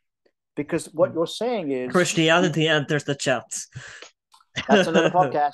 That's another one. And in fact, what's intriguing is that there are pockets of Judaism actually don't want to do this either and become sources of resistance. So we end up with, for example, lots of revolutions, and you end up, of course, with 66 going through to 70 and ultimately Masada 73. And then the book I just finished, which is the Bar Kokhba War, which is 132, 136, after which Judaism is no longer a militant resistance movement, but Christianity continues to be one of those militant resistance movements. and it becomes an existential threat, because the point is that if you're going to take our flag away and our constitution, what else is there? And as long as everybody believes in it, it functions. And to go back to the reason why Augustus and Agrippa are flipping back and forth is that they are reinvigorating this message of a sort of Roman way. Yes, we respect that you have a tradition, and that's perfectly fine. And we know we have some old scores because you actually sided with Marcus Antonius, you didn't support me. But hey, we're all friends now, and everything's good. And this is how they sort of establish their presence. Well, I say their presence, Augustus' presence, using Agrippa to help to establish that presence. And it's actually very clever. They're able to do it without deploying troops against the people. So they avoid civil war. What's absolutely fascinating is that under Augustus, there are no more civil wars. Right? There are lots of foreign wars. There are mutinies of the army. But you of course got the Hedegart first catastrophe. Well, and that's not Rome's greatest defeat either, and it's certainly. But we're talking 9 A.D. Agrippa's died in 12 B.C. Yeah. And that's a different time. Yeah. And that maybe is probably a good time to talk about the death of Agrippa. But so something I want to mention, because like you said in your book as well, that Herod kind of becomes in awe of Agrippa a little bit. But later, and I've a good friend of, and I wouldn't say a friend of mine, he's running a YouTube channel on Jewish history. It's called Sam Aronow. He talks about told me that so-called last king of the Jews, he was called Agrippa, named after Marcus Agrippa. That's right. Absolutely. You're absolutely right. There was a So I would just like to add that check out his channel. It's great on Jewish history. I absolutely recommend it if you want to learn more about Jewish history in general. He does a lot of great stuff on the channel. So absolutely recommend checking it out. Can I actually throw this in? So when I was researching my book on Bar Kokhba, I learned something I hadn't really appreciated before. Is that Jewish history has been largely written out of European history until fairly recently. And it was like, so during the age of the Enlightenment, we're talking sort of 16th century and so on and so forth, that Europeans were telling the story of their crusades and Christendom and all this, and the Jews were hardly mentioned in all this. And in fact, the Jewish tradition has had to write its own histories. Yeah. Right. And I think what's interesting is that to include all of these histories into the human story is absolutely crucial. And when I was writing about Bar Kokhba, I was learning that how, for example, that man, we could do that podcast separately, but I encourage people to go and learn about it, because wonderful stories about a really, really important culture. Yeah. And I just found it fascinating how, and it tells you the impact that Agrippa had on the Jews when the last in quotations king of the Jews was named after Marcus Agrippa, the one that we're talking about in this episode. Yeah. Now, I just want to add, by the way, so Herod Agrippa dies around about 4 BC, so 8 years after his great friend Agrippa, and he's not a liked man. He's not actually even a healthy man. He's actually a pretty brutal, cruel administrator of his own family, by the way. He doesn't think anything of actually, killing someone to settle a score or something. So he's a pretty tough politician. But from the Roman perspective, he's very reliable. We can rely just on him keeping that place under control, and that's what they like. They haven't got to deploy an army to it. The problem happens in the years after 4 BC, when Herod goes and his land is divided amongst his sons, and then it goes to use the American expression, to hell in a handbasket, under which finally the Romans under Augustus says, okay, I've had enough of this. We're just going to take the whole place over. Yeah. And that then becomes the problem set of a whole different set of problems. Yeah. So something I want to talk about, we mentioned this as well, is that Agrippa travels a lot in the Respublica, and it's quite the distance, and again you do show this on the map in your book, the distances travels in this during after Augustus' incarnation as an imperator as well. It's quite far that it travels. So why all these travels in? Well, like I said earlier, I think it's really because they have to be visible, right? The world is still living in the wake of a bloody civil war, right? This was the war first off was the assassination, the war to defeat the assassins of Julius Caesar, followed by the civil war of Antony and Cleopatra against the Roman state. There's a lot of blood that's been let. So Agrippa is a ambassador to try and soothe old wounds. And I mean, many of the Greek cities, for example, Athens was one of them. They did not particularly like Augustus. They felt they'd actually been pretty harshly treated. And what's interesting, one of the things that Agrippa does as a sort of gift to the Athenians. Well, was it more like a propaganda tour? Well, I know about that, but what he does is he builds a what's called the Odeon.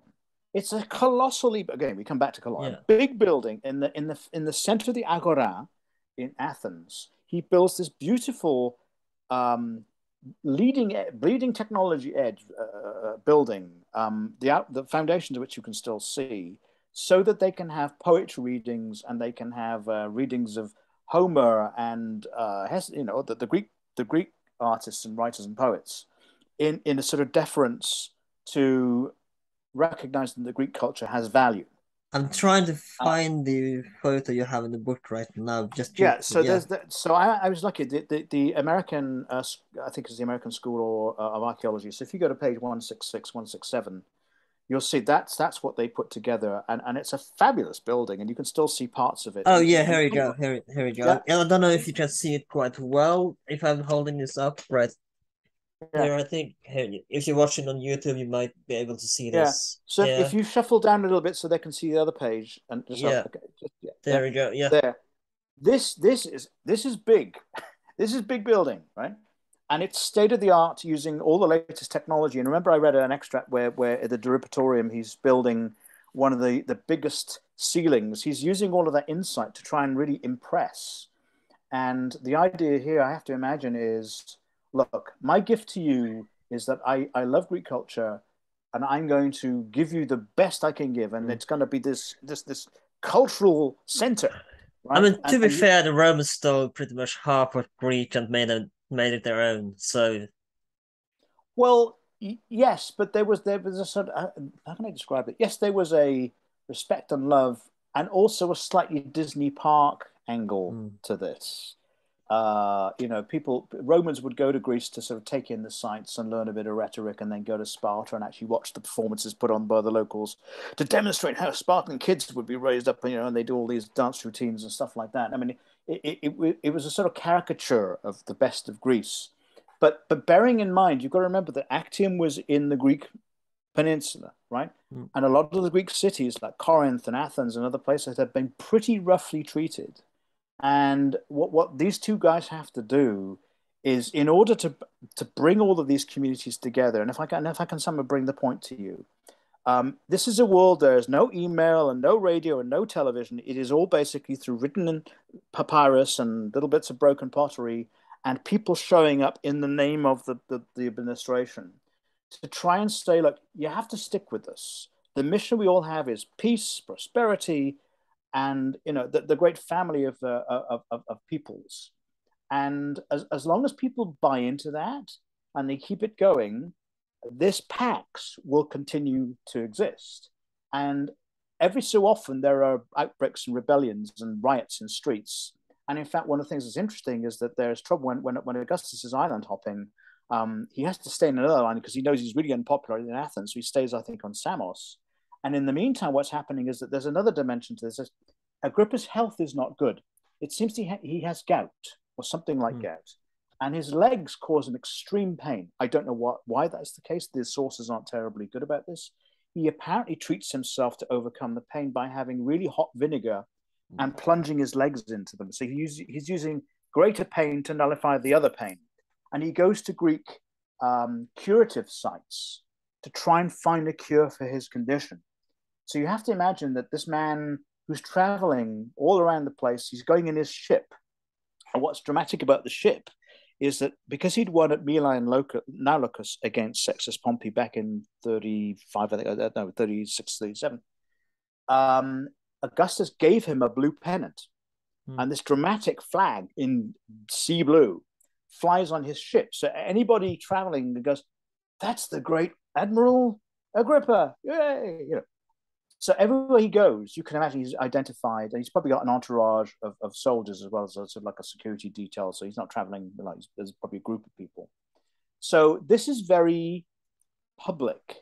So what I'm trying to sort of say is that when Agrippa arrives in your town, you know it. You know he's arrived, and in the meantime, he's married the daughter of Augustus. It's a political marriage, but there does seem to be some love in there. She gives him 3 kids. She's the one who later marries Tiberius, right? After Augustus. That So is Agrippa, sorry, it's right. Yeah. Yeah, that is absolutely right. But And it this is doesn't go so well, does it? no. Well, we could talk about him in another podcast, Yeah. absolutely, because I'd love to.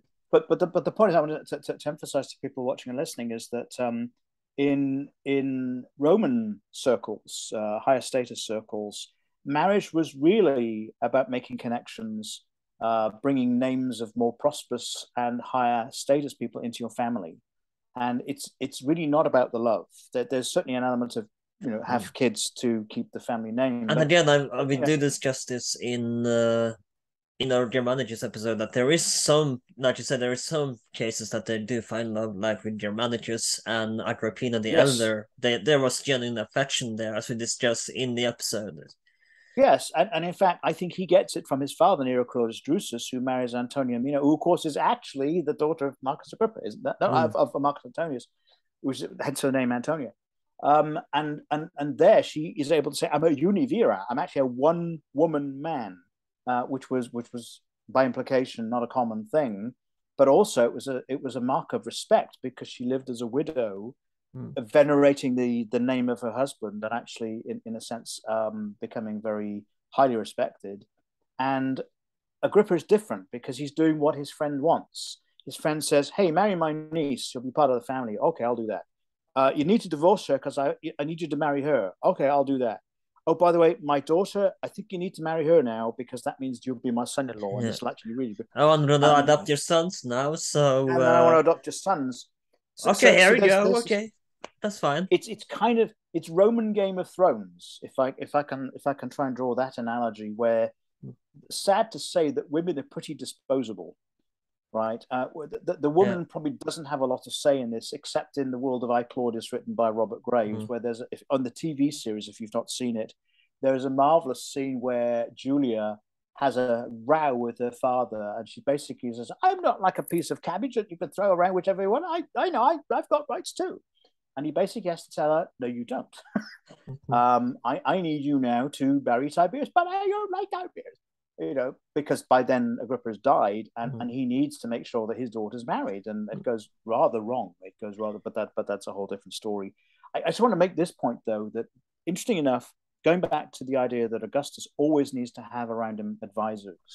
When Agrippa dies in 12 BC, within about a year, his stepson Tiberius, through his wife Livia Drusilla, and that's the one he genuinely loved. Again, that's his true love, right? He does. Well, so it's ironic, isn't it, that Tiberius marries a daughter of Agrippa, Vipsania Agrippina, and he's told in, I think, is it 11 BC, that he must divorce her to marry Julia. But this is devastating. This is devastating for him. Yeah, it's so you have to imagine that Agrippa has some good kids. His young boys seem to kind of go off the rails. Caius and Lucius, that's an interesting story just there, tend to have been the spoiled brats, and it didn't work out terribly well. They both die in the single digit BC and AD, which is why in the end Augustus has to adopt Tiberius because all the options are run out. The Germanicus is not old enough or is not considered to be mature enough, and Augustus makes his conclusions. But Tiberius, remarkably, in temperament, is very similar to Agrippa. He's a great man of military means. He's thoughtful. He gets things done. That's the important thing to Augustus. Loyalty, get things done. And again, I wanted to add this, that we did this justice in our Caligula episode as well, that Tiberius is vastly misunderstood as a sexual pervert, but it's not really the case with Tiberius, that he was more interested in not poverty, but poetry and military battles than actually sexual endeavors, or he wasn't really the sexual pervert that people make him out to be. So you've kind of read part of my book somewhere. How did you get hold of my book? The thesis I have, which I'm working to, so this is kind of a preview where I'm coming from, is that to his core, Tiberius was really happiest with the army. He enjoyed the structure, the camaraderie, and I think the old style discipline of the legion. And he knew where he was. He was given instructions. He would actually work a way to get it done. And he wasn't always able to get it done, but most of the time he was. He was a competent man. The problem was he had a sort of temperament which didn't make it easy for him to get on with other people. Worse is the idea that if he actually ever has to work with a civil administration, oh my God, this is the opposite of the army. This is a chaotic people playing games, right? And he doesn't feel terribly comfortable in that. So when he's given the instructions in basically 13, 14 AD, it's down to you to take it over, to keep the project that I and Agrippa started back in the 30s BC. It's working. If I can use this expression, don't screw it up. And being a soldier... Imagine hearing that in Latin. Yeah, I'd love to know what that is. But I'm kind of putting words into Agrippa's, into Augustus. But I think that you're my last choice now. Don't screw it up. And you can see that it was his last command from the imperator, the commander-in-chief. It's yours to do. And I'm at risk of making all sorts of historical faux pas, but I've just gone through the mourning of Her Majesty Queen Elizabeth II, right? It was deeply emotional for me and for a lot of Britons too. Because even though I'm an American citizen, I'm also deeply British to my soul. So when the Queen died, an era passed, the Elizabethan era passed. Now we're in the Carolingian dynasty, the era, and we're not quite sure what that means. We've got a king who was sworn to do what his mother did, which is to be a servant, right? And what I keep seeing, and I'm going to write a blog about this at some point, that Augustus, in a sense, is the analog with the Queen. Right, there's somebody who had to adapt to all sorts of the Second World War and all the things of the changing of Britain in the world and becoming not an empire anymore and become a Commonwealth and trying to fit within the world and becoming with the European Union and then Brexit and all this sort of stuff. And always she was this sort of figure of stability. Whatever it was in Parliament, she was this figure that was above this. In a way, Augustus was that figure. He was sort of representing more and more. Under me, there is no civil war. Under me, there's prosperity. Peace comes from the fact that my armies are winning victories on the and we're bringing wealth into it, so it's good. And he goes, and then this other guy, who's a little bit awkward. I got to be very careful now. A little bit awkward. Who's in his 50s? Tiberius is in his 50s when he takes over. So it's kind of interesting. Yeah. So Agrippa dies at 51, and in his 50s, Tiberius now takes over the project, and his instinct is, I've been given my marching orders. I'll do my best. I don't want the job. I don't like the job, but I have been given an order and I will carry it out. And what he tries to do is, in a sense, to harken back to an older version of the Republic, to say, I will work with the Senate. I will treat the Senate with respect. And if we can just make this thing work where I don't have to micromanage it, it will be fine. And whereas Agrippa and Augustus would flip-flop around the empire and travel a lot, Tiberius doesn't do any of that. He is the stay-at-home, eventually stay-at-Capri ruler. And that's where the rumors of sexual endeavors with prostitutes arise, and killing senators, etc. Yeah, people are asking the question, what the heck is he doing? He's got 11 palaces? What was all that about, right? Well, he is a little bit reclusive. He's a bit of the Howard Hughes character in a sort of way. But I think what he's kind of convinced himself, and in the meantime, he's got Sejanus, Aelius Sejanus, we say Sejanus in English. He's got him as another military man who says, don't worry, Caesar, I will run it for you. And of course, he's kind of suckered in. And for about 14, 15 years, Sejanus runs things until he gets a little bit greedy, right? And then things go highly off the rails. And now, of course, Tiberius is into his 7th decade of life. What's absolutely intriguing is we all tend to think about Tiberius as being the sort of not the most popular choice from Augustus, but he had to, because there weren't any more options at that point. And he sort of like was substandard and second rate. But you know what? Augustus, I think, was the longest running Roman ruler. I forget who the next one. He was like the third longest running Roman ruler. Marcus Aurelius, perhaps. Could Not well be. sure. Could I'm could not well quite be. sure. Don't take my word for it, but Yeah. I'm actually so. But what's interesting, he's in the top three, right? So he Mm. actually was around for a very long time. And what's at, and this is where I've written the last paragraphs of my book, and as I'm working backwards from some of these things as I develop my thesis, is that he had decided that he didn't like being in the public gaze. His way was to get out of the theater and stay at home, right? Augustus understood that to rule well, you've got to be in the theater and participating, not necessarily in the play, but you certainly have to applaud for things because you're one of the crowd and you win respect, right? By providing the entertainment. Tiberius didn't really build a lot of temples, didn't build any big famous buildings, really. The famous Temple of Castor is basically a He Castor. kind of a mediocre imperator in a sense. I'm careful about the use of mediocre. I think his thesis was different. To me, it indicates an individual, unlike Agrippa and Augustus, who said we must be out in the crowd, we must be giving away stuff, we must build things. They must see us. Tiberius's mission is to keep it going, and the way he does, he says, "Is the cog still going? Yes. Okay. Good. I don't need to interfere." And the difficulty is He's at a kind of certain you point, can tell he's kind of an introverted person in a sense. yeah, and I even wonder whether there's a certain element of depression that plays in this, and I explore some of these themes in my forthcoming. There's no hint in Agrippa of that. I mean, Agrippa has And a he doesn't care physical about element. bringing his wife back from exile either. That's right. That's right. Well, that so that's a whole different podcast. We could continue to. But what I wanted to make the point was that it's just interesting to me that Agrippa had effectively set the role model for the close advisor. It's interesting. In one of the German books I bought, he's described as the co-regent. That's a wrong way to think about it because it's not a regal rule.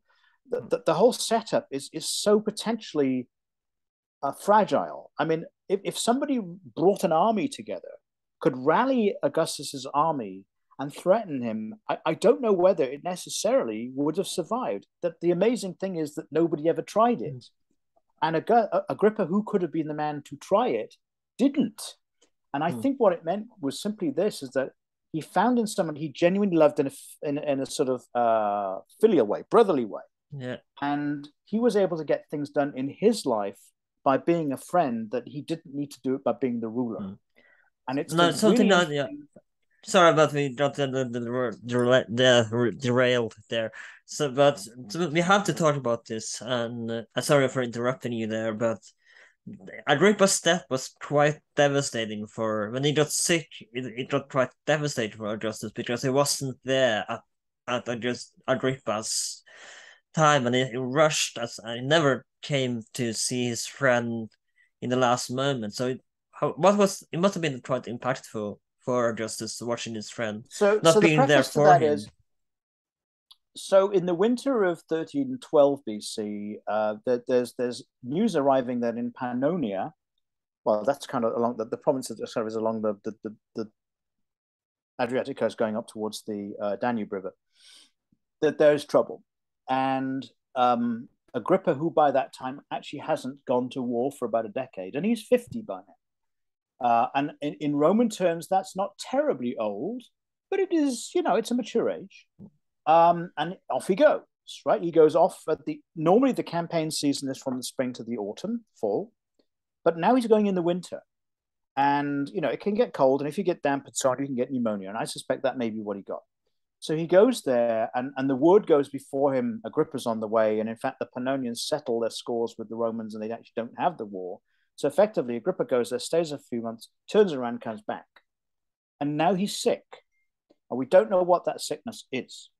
And he eventually goes not to Rome, but to his villa. And I forget where that villa is, but I think it's in Campania. And he had lots of villas all over the place. There's even suggestion that one survives on the Trastevere in Rome itself with some original artwork. I think it's the villa he actually went to was in the Boscoriale area, not very far away from Pompeii. And all we know is that he dies. We don't know when. And it's really interesting. So the crucial things about Agrippa, we don't know. We don't know when he was born exactly. It could have been 63 or 64 or even 62. We don't know. All we know is that he died in his 52nd, I think, year. Because the Romans had a dating system, which is that wherever your birthday fell, they would know that date would be your next year. But in fact, you weren't that age yet, if you follow where that goes. So it's really hard to know. So we don't know when exactly he was born or where, and exactly when he died. So it's for someone so important, these missing pieces, we know exactly where Augustus was born, exactly what day of the month, year, and also the death from those. So what that tells you is the narrative was structured that you weren't supposed to know a lot about Agrippa, but the story was always about Augustus. So Augustus is apparently at a festival. I think it's the Pantheon festival. And there's some argument whether that actually meant he was in Rome in a Pantheon festival there, or whether he was actually in Athens. It's not quite clear what the score is. But you can imagine adjutants, because you can imagine that Agrippa has a staff, right? And someone must have said, you need to get word. Here's the message. And they bolt across and cross it in Adriatic and go to it. And the message, he drops everything, he comes back. And of course, this is like a 2-week journey there and back. So the story is that by the time Augustus gets there, his friend has already died. And of course, you can only imagine what that's like. And I have to tell you what's fascinating, that when I actually wrote that part of the book, it was extraordinary. The feeling I had was I'd actually had a friend and I'd lost a friend.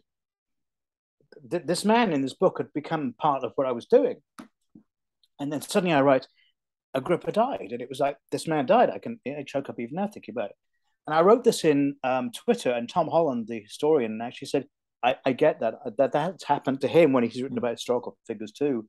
And in a sense, what happens when you write and research people, they live in your head, and then you kill them off. And it's a really, really strange thing, because then you go through their funeral. Imagine how George R. R. Martin must feel. We're killing people left, right, and center. I sometimes wonder whether he's a sadist, because he just seems to take it. No, I care about the people I write. I get to care about them very much, because you understand the context of their times, the challenges that they had to live through, and the decisions they made. Not always the best decisions. That was the best they could come up with. Yeah. And Agrippa lived a particularly full life. It's extraordinary what he did and where he was and all the people. He met all the famous people of his day, you could argue. And then as an indication of how important to Augustus this was, he actually had basically a state funeral. So all the people who've seen the Queen's funeral will understand this. So they carry the body of Agrippa from his place. I think it was actually Boscoriello, that area, Campania. And as they carry this body, and it's on a wheeled hearse, and of course the body has to be prepared a little way, otherwise it'll be completely decomposed by the time it's going to take 2 weeks. It goes through the city, and the senior officials take the coffin, they carry it through this because they want to be part of this. They're wearing their black togas, and they want to be part of this great commemoration. And eventually the body is brought to Rome, and it's kind of laid in state, and then they have the great state funeral, and then they have the cremation of it. Intriguingly, Agrippa had already built his own mausoleum, a little small one, but he built one. Excuse me, I got a thing saying spam risk. All right. Kill that. Thanks to Apple, they now tell me it's a spam risk. So in fact, that Augustus insists that no, he will actually be cremated in his own crematorium called an ostrinum, and then the body will be buried in the Mausoleum of Augustus, which has now actually been renovated to some degree and is now available for the public. And he joined a number of people already. There was Marcellus, there was Nero Claudius Drusus, there was Octavia, his sister, there was Antonia Minor, the wife. No, she wasn't. She was still alive at that point. She dies much later. So there was this growing number of urns of famous, notable Romans. They're insistent on talking to me, aren't they? And that's where the life of Marcus Agrippa ends. And yet he left a legacy. He left a working plumbing system in Rome, and all the organization that he set up in the will was handed over to Augustus to manage. Immense wealth, all the things like the parks and the rest of it, they were basically handed over to Augustus, and the public was able to continue to use those. And as you've told me earlier, I mean, that there were families in Europe at that time, in Judea, who said, we honor him by actually adopting his name. And it's interesting that there are inscriptions where members of Agrippa's household, they would free the slaves, and they adopted the name Vipsanius Agrippa so they carried on the name. even though they were now freed people, they were not blood relatives. And so you can imagine there was a group of people in the first century AD that were proudly carrying the name of this great man whose sort of legend grew. And Augustus gives a funeral speech at the oration. And actually, there's a piece of a document which survives, fragments, where basically Augustus lauds his virtues. This such great a man, when comes another such as he, kind of language. And it was very evident that a lot of the Senate begrudged this man Agrippa. A lot of the people wouldn't show up in a mean-spirited sense because they felt Augustus had favored this man with the humble beginnings over them, and yet had displayed all the virtues of courage and loyalty to the Roman ideal and all these sorts of things, which in a way they aspired themselves and yet had not demonstrated. And at the end, what you get is a very rich story of an individual who devoted his life to the service of his people. And for me, the significant, I end the book on this note, is it's very, very fitting that the most complete Roman building is the one that has Marcus Agrippa's name on it. Hmm. Something that we haven't mentioned yet, and you talked about HBO Rome, how it's sort of portrayed there in the show, but we don't really have, well, we have statues of Agrippa, so we can, and you have some photos in the book as well of this, but we don't really have a description of what it may have actually looked like, what hair color he has, or what he actually may have, what eye color he had, for example, and he did write memoirs as well that is completely gone. So it must be frustrating for you writing this, that the memoirs are gone. Well, it is. It really is. But you know what? For anybody who studies ancient history, welcome to our world. I mean, that is how it is for whole aspects of people's lives. I mean, you'll get, for example, just outline descriptions of an event, and you have no idea who was there or what the particular reason for it was, or whether there's anything special about that. And in the case of Agrippa, we have these images of him, ironically, that seem to have been either minted under Tiberius or Caligula. And there's a big, I think it's a Dipondius or a Sestercius, I think it's a Dipondius, which has this very, very distinct profile, these thick eyebrows, this head of hair, this kind of thick features. I mean, you get the impression that this man was impressive. But like you've just said, we have no idea what hair color, his eye color, how he spoke. We have an idea that his oratorical skill was of a very high order. I think Pliny the Elder writes about how he delivered a speech, which even when he was arrived, the original survived, and people were very impressed by this speech. So this kid that had come from a little town in Italy somewhere and studied in the forum with a Greek tutor actually learned how to speak by well. A coincidence, meeting Augustus and becoming one of the greatest men of the era. Yeah. So it's very hard not to admire and actually fall in love with this wonderful full human being. You do have some examples here I want to show, and again, I don't know how well you can see it. It's through Zoom, not live, unfortunately, but here you have some examples of what he may have looked like as statues on the first page of the where you have photos. And there you go, and that's Augustus to the right. So what you'll see there is that none of them look the same.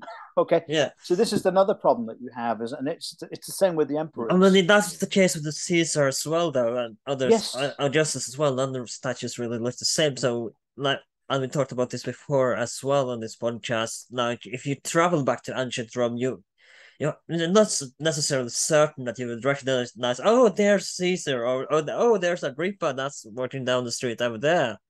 It wouldn't be like that. You wouldn't, just because you see the statues doesn't necessarily mean you will be able to recognize them if you travel back to Rome. Well, so let me float this idea to you. So Roman portraiture was, from what we can see from the Republic side, so let's say 2nd century BC, 1st century BC, was remarkably realistic. Warts, furrows in their foreheads, and so on. And these are really intense. I mean, they're the complete opposite of Greek ones. And the Greek ones tend to want to idealize a Pericles or a Themistocles. And wait a minute, Caesar doesn't have arms. He doesn't have that on the statue. So Augustus seems to try something slightly different. And the Augustus Primus Porta, that famous speech of him with the arm outstretched and apparently carrying some kind of spear. I actually think he's carrying a Roman standard eagle, but that's another story. He sort of creates an ideal look. And what's fascinating is the look appears on the coins. It's always a full head of hair. It's this very straight nose. There are no furrows in the forehead. And even when he's in his 70s, he doesn't look a day older, right? So what that tells you is then, and Mary Beard explains this in many of her great lectures, is that that the people in his family have to somehow look a bit like him. So the sculptors are sort of, in a sense, given an instruction. Well, we'd like you to have this kind of hair because that will make him look closer to Augustus. They're trying to make a family out of people who are actually not related by blood, which is a bit awkward, right? So Tiberius is not related by blood because he's in fact his stepson. But you look at those and people will go, oh, that must be Caius Lucas because he looks like that. That's by design. We didn't have cameras on back then. There was no even black and white cameras, so it didn't like. But I think if you're walking around the forum, the things that would strike you would be, I mean, some of these personalities, for example, if they were in office, were entitled to lictors. So the first thing you'd probably hear would be the stamp of feet carrying the fasces, right? Because Augustus could he have 16 or was it 12? I can't remember them. Agrippa could have the same number. So he's surrounded by this official bodyguard, and there's going to be followers, right? Because that's one of the things you have. He's the patron, so followers, and he might be in a litter. He may be walking, but because he hadn't got very far to walk because he was coming from the Palatine Hill. But the point is, you're never alone. You're always surrounded by people, right? So you would actually automatically, some go, oh, it's Augustus. They bow respectfully or whatever they would do, or actually say, Caesar, I have a petition. Would you please consider my petition? And in the statuary, which is disseminated across the Roman Empire, what they're trying to sort of make is connect people with the center of where power is. And it's in statuary, in the official buildings, it's on the coins. And what Augustus really does a great job of doing in his reign, started by Julius Caesar, is put his portraits on everything, right? And it's really only so Julius Caesar sets this unprecedented idea of a living person has an image on the coins which are in people's hands.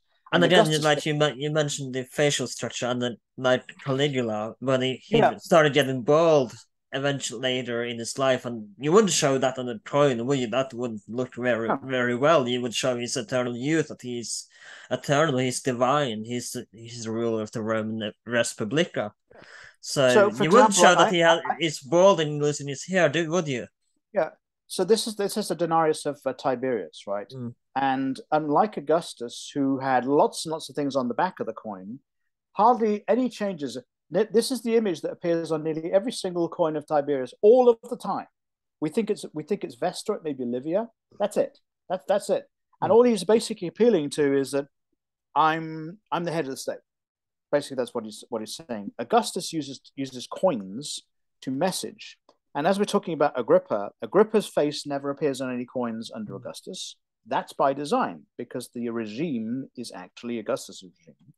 There are a couple of coins where there is apparently on the rostrum, which is the speaker's platform in Rome, there are two togaed figures, and we assume that it's Augustus and Agrippa as consuls sitting here together, but you'd never be able to see. Again, I'm going to try to find coins that you show in the example here. So again, the messaging seems to be it's about Augustus all of the time. And Agrippa is the dutiful servant in that. But the way Agrippa's personality is, he doesn't resent that. So to throw you'll have read, wouldn't you? That here you go again. If you are watching on YouTube, if you watch this far of the podcast, this is what you can see. So there's two phases. And that's one of the rare instances. And if you could just drop it down a little bit, there you've got a head of Augustus on the one side, on the left-hand side, and on the right-hand side there is Agrippa wearing this really, really the next row down, where your fingers. The next one down. If you point to that coin there, this one there, the one next to it. Oh yeah, middle. That one there, right? So Agrippa is wearing a rostral crown, and he was given that because he won the battles at Mylae and Naulochus.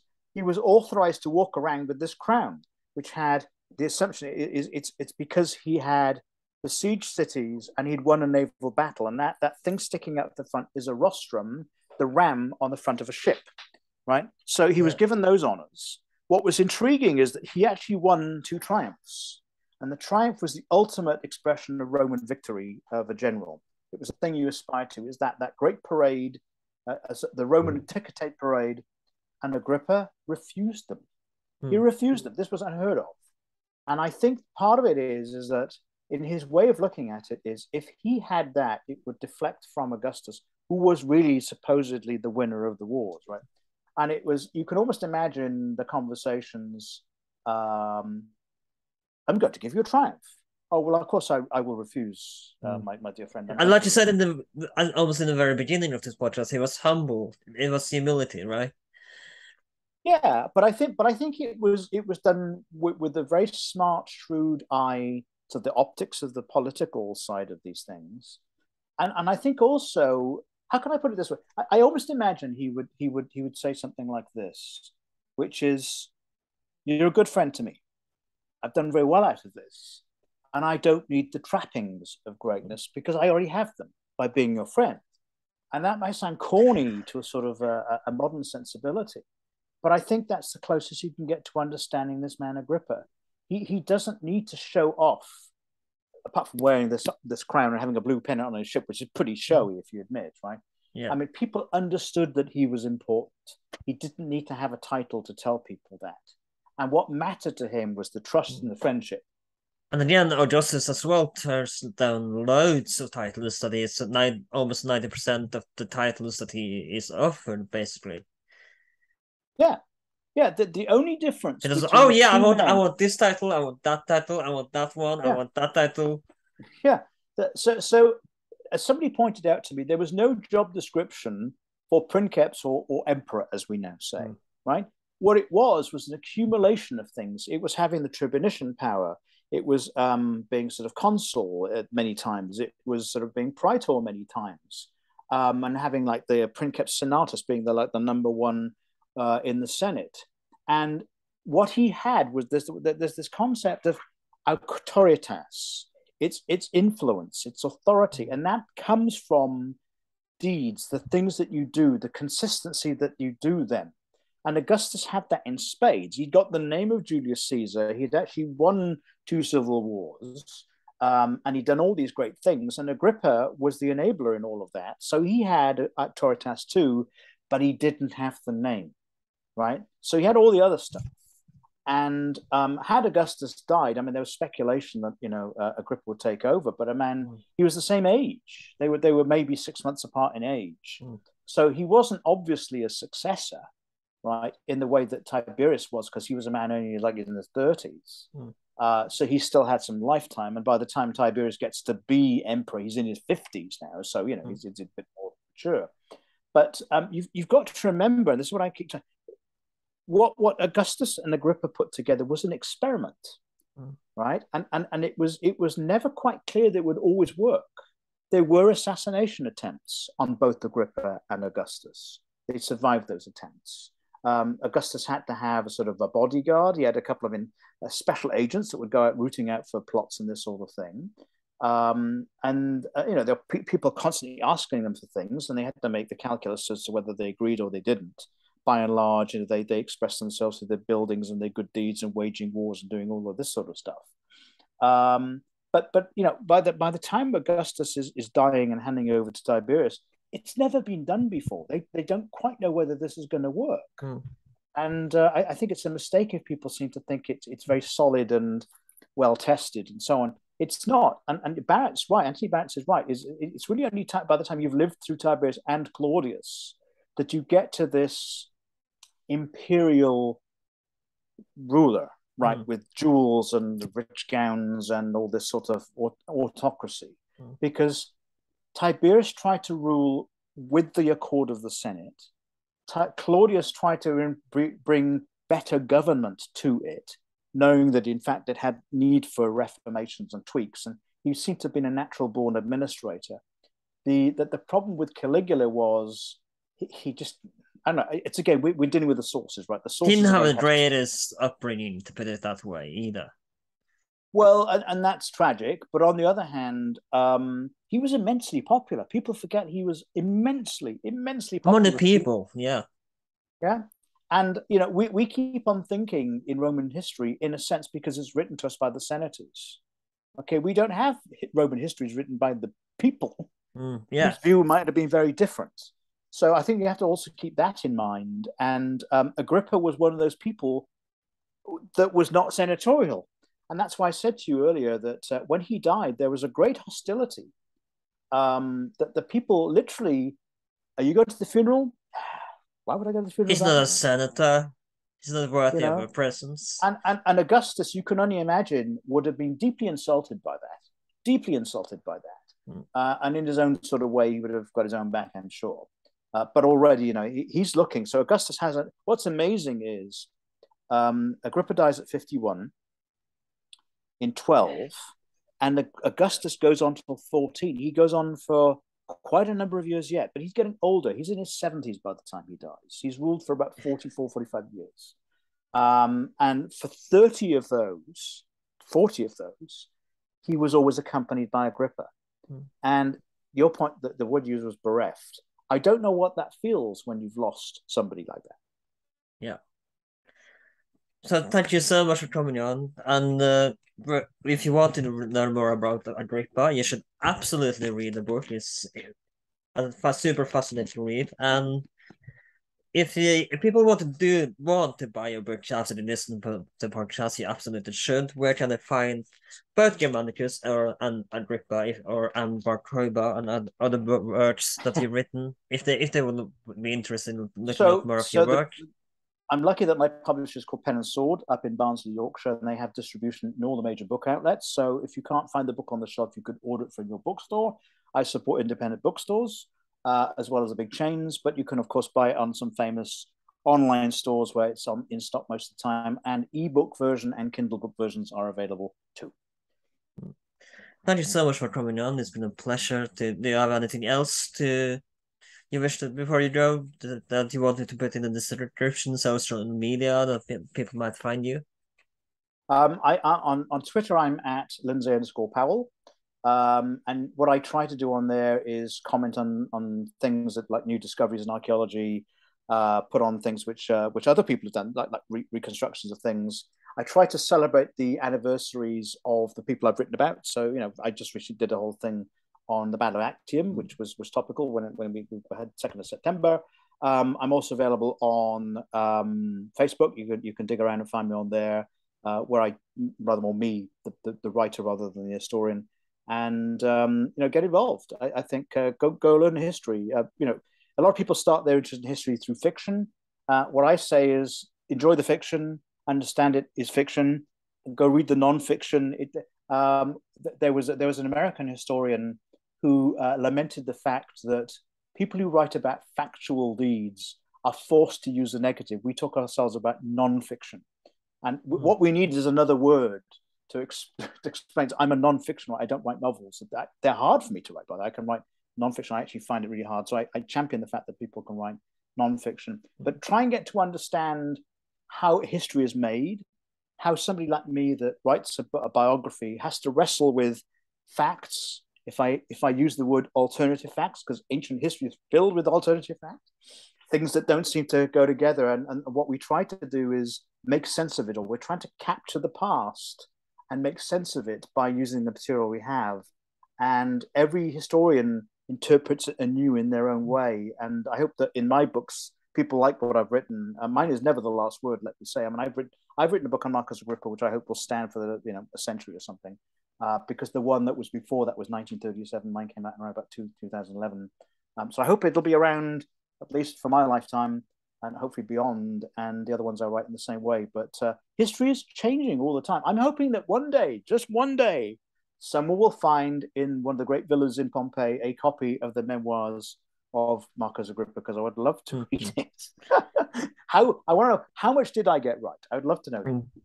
So we are this has been with That Age 12. We are available on Instagram, and you can find us on Spotify, YouTube, Apple Podcasts, wherever you can find podcasts these days. If you are on the Apple Podcast, please consider leaving a review. That would help us a lot. Let us know what you think. Please like, share, and subscribe. And I'll see you next time.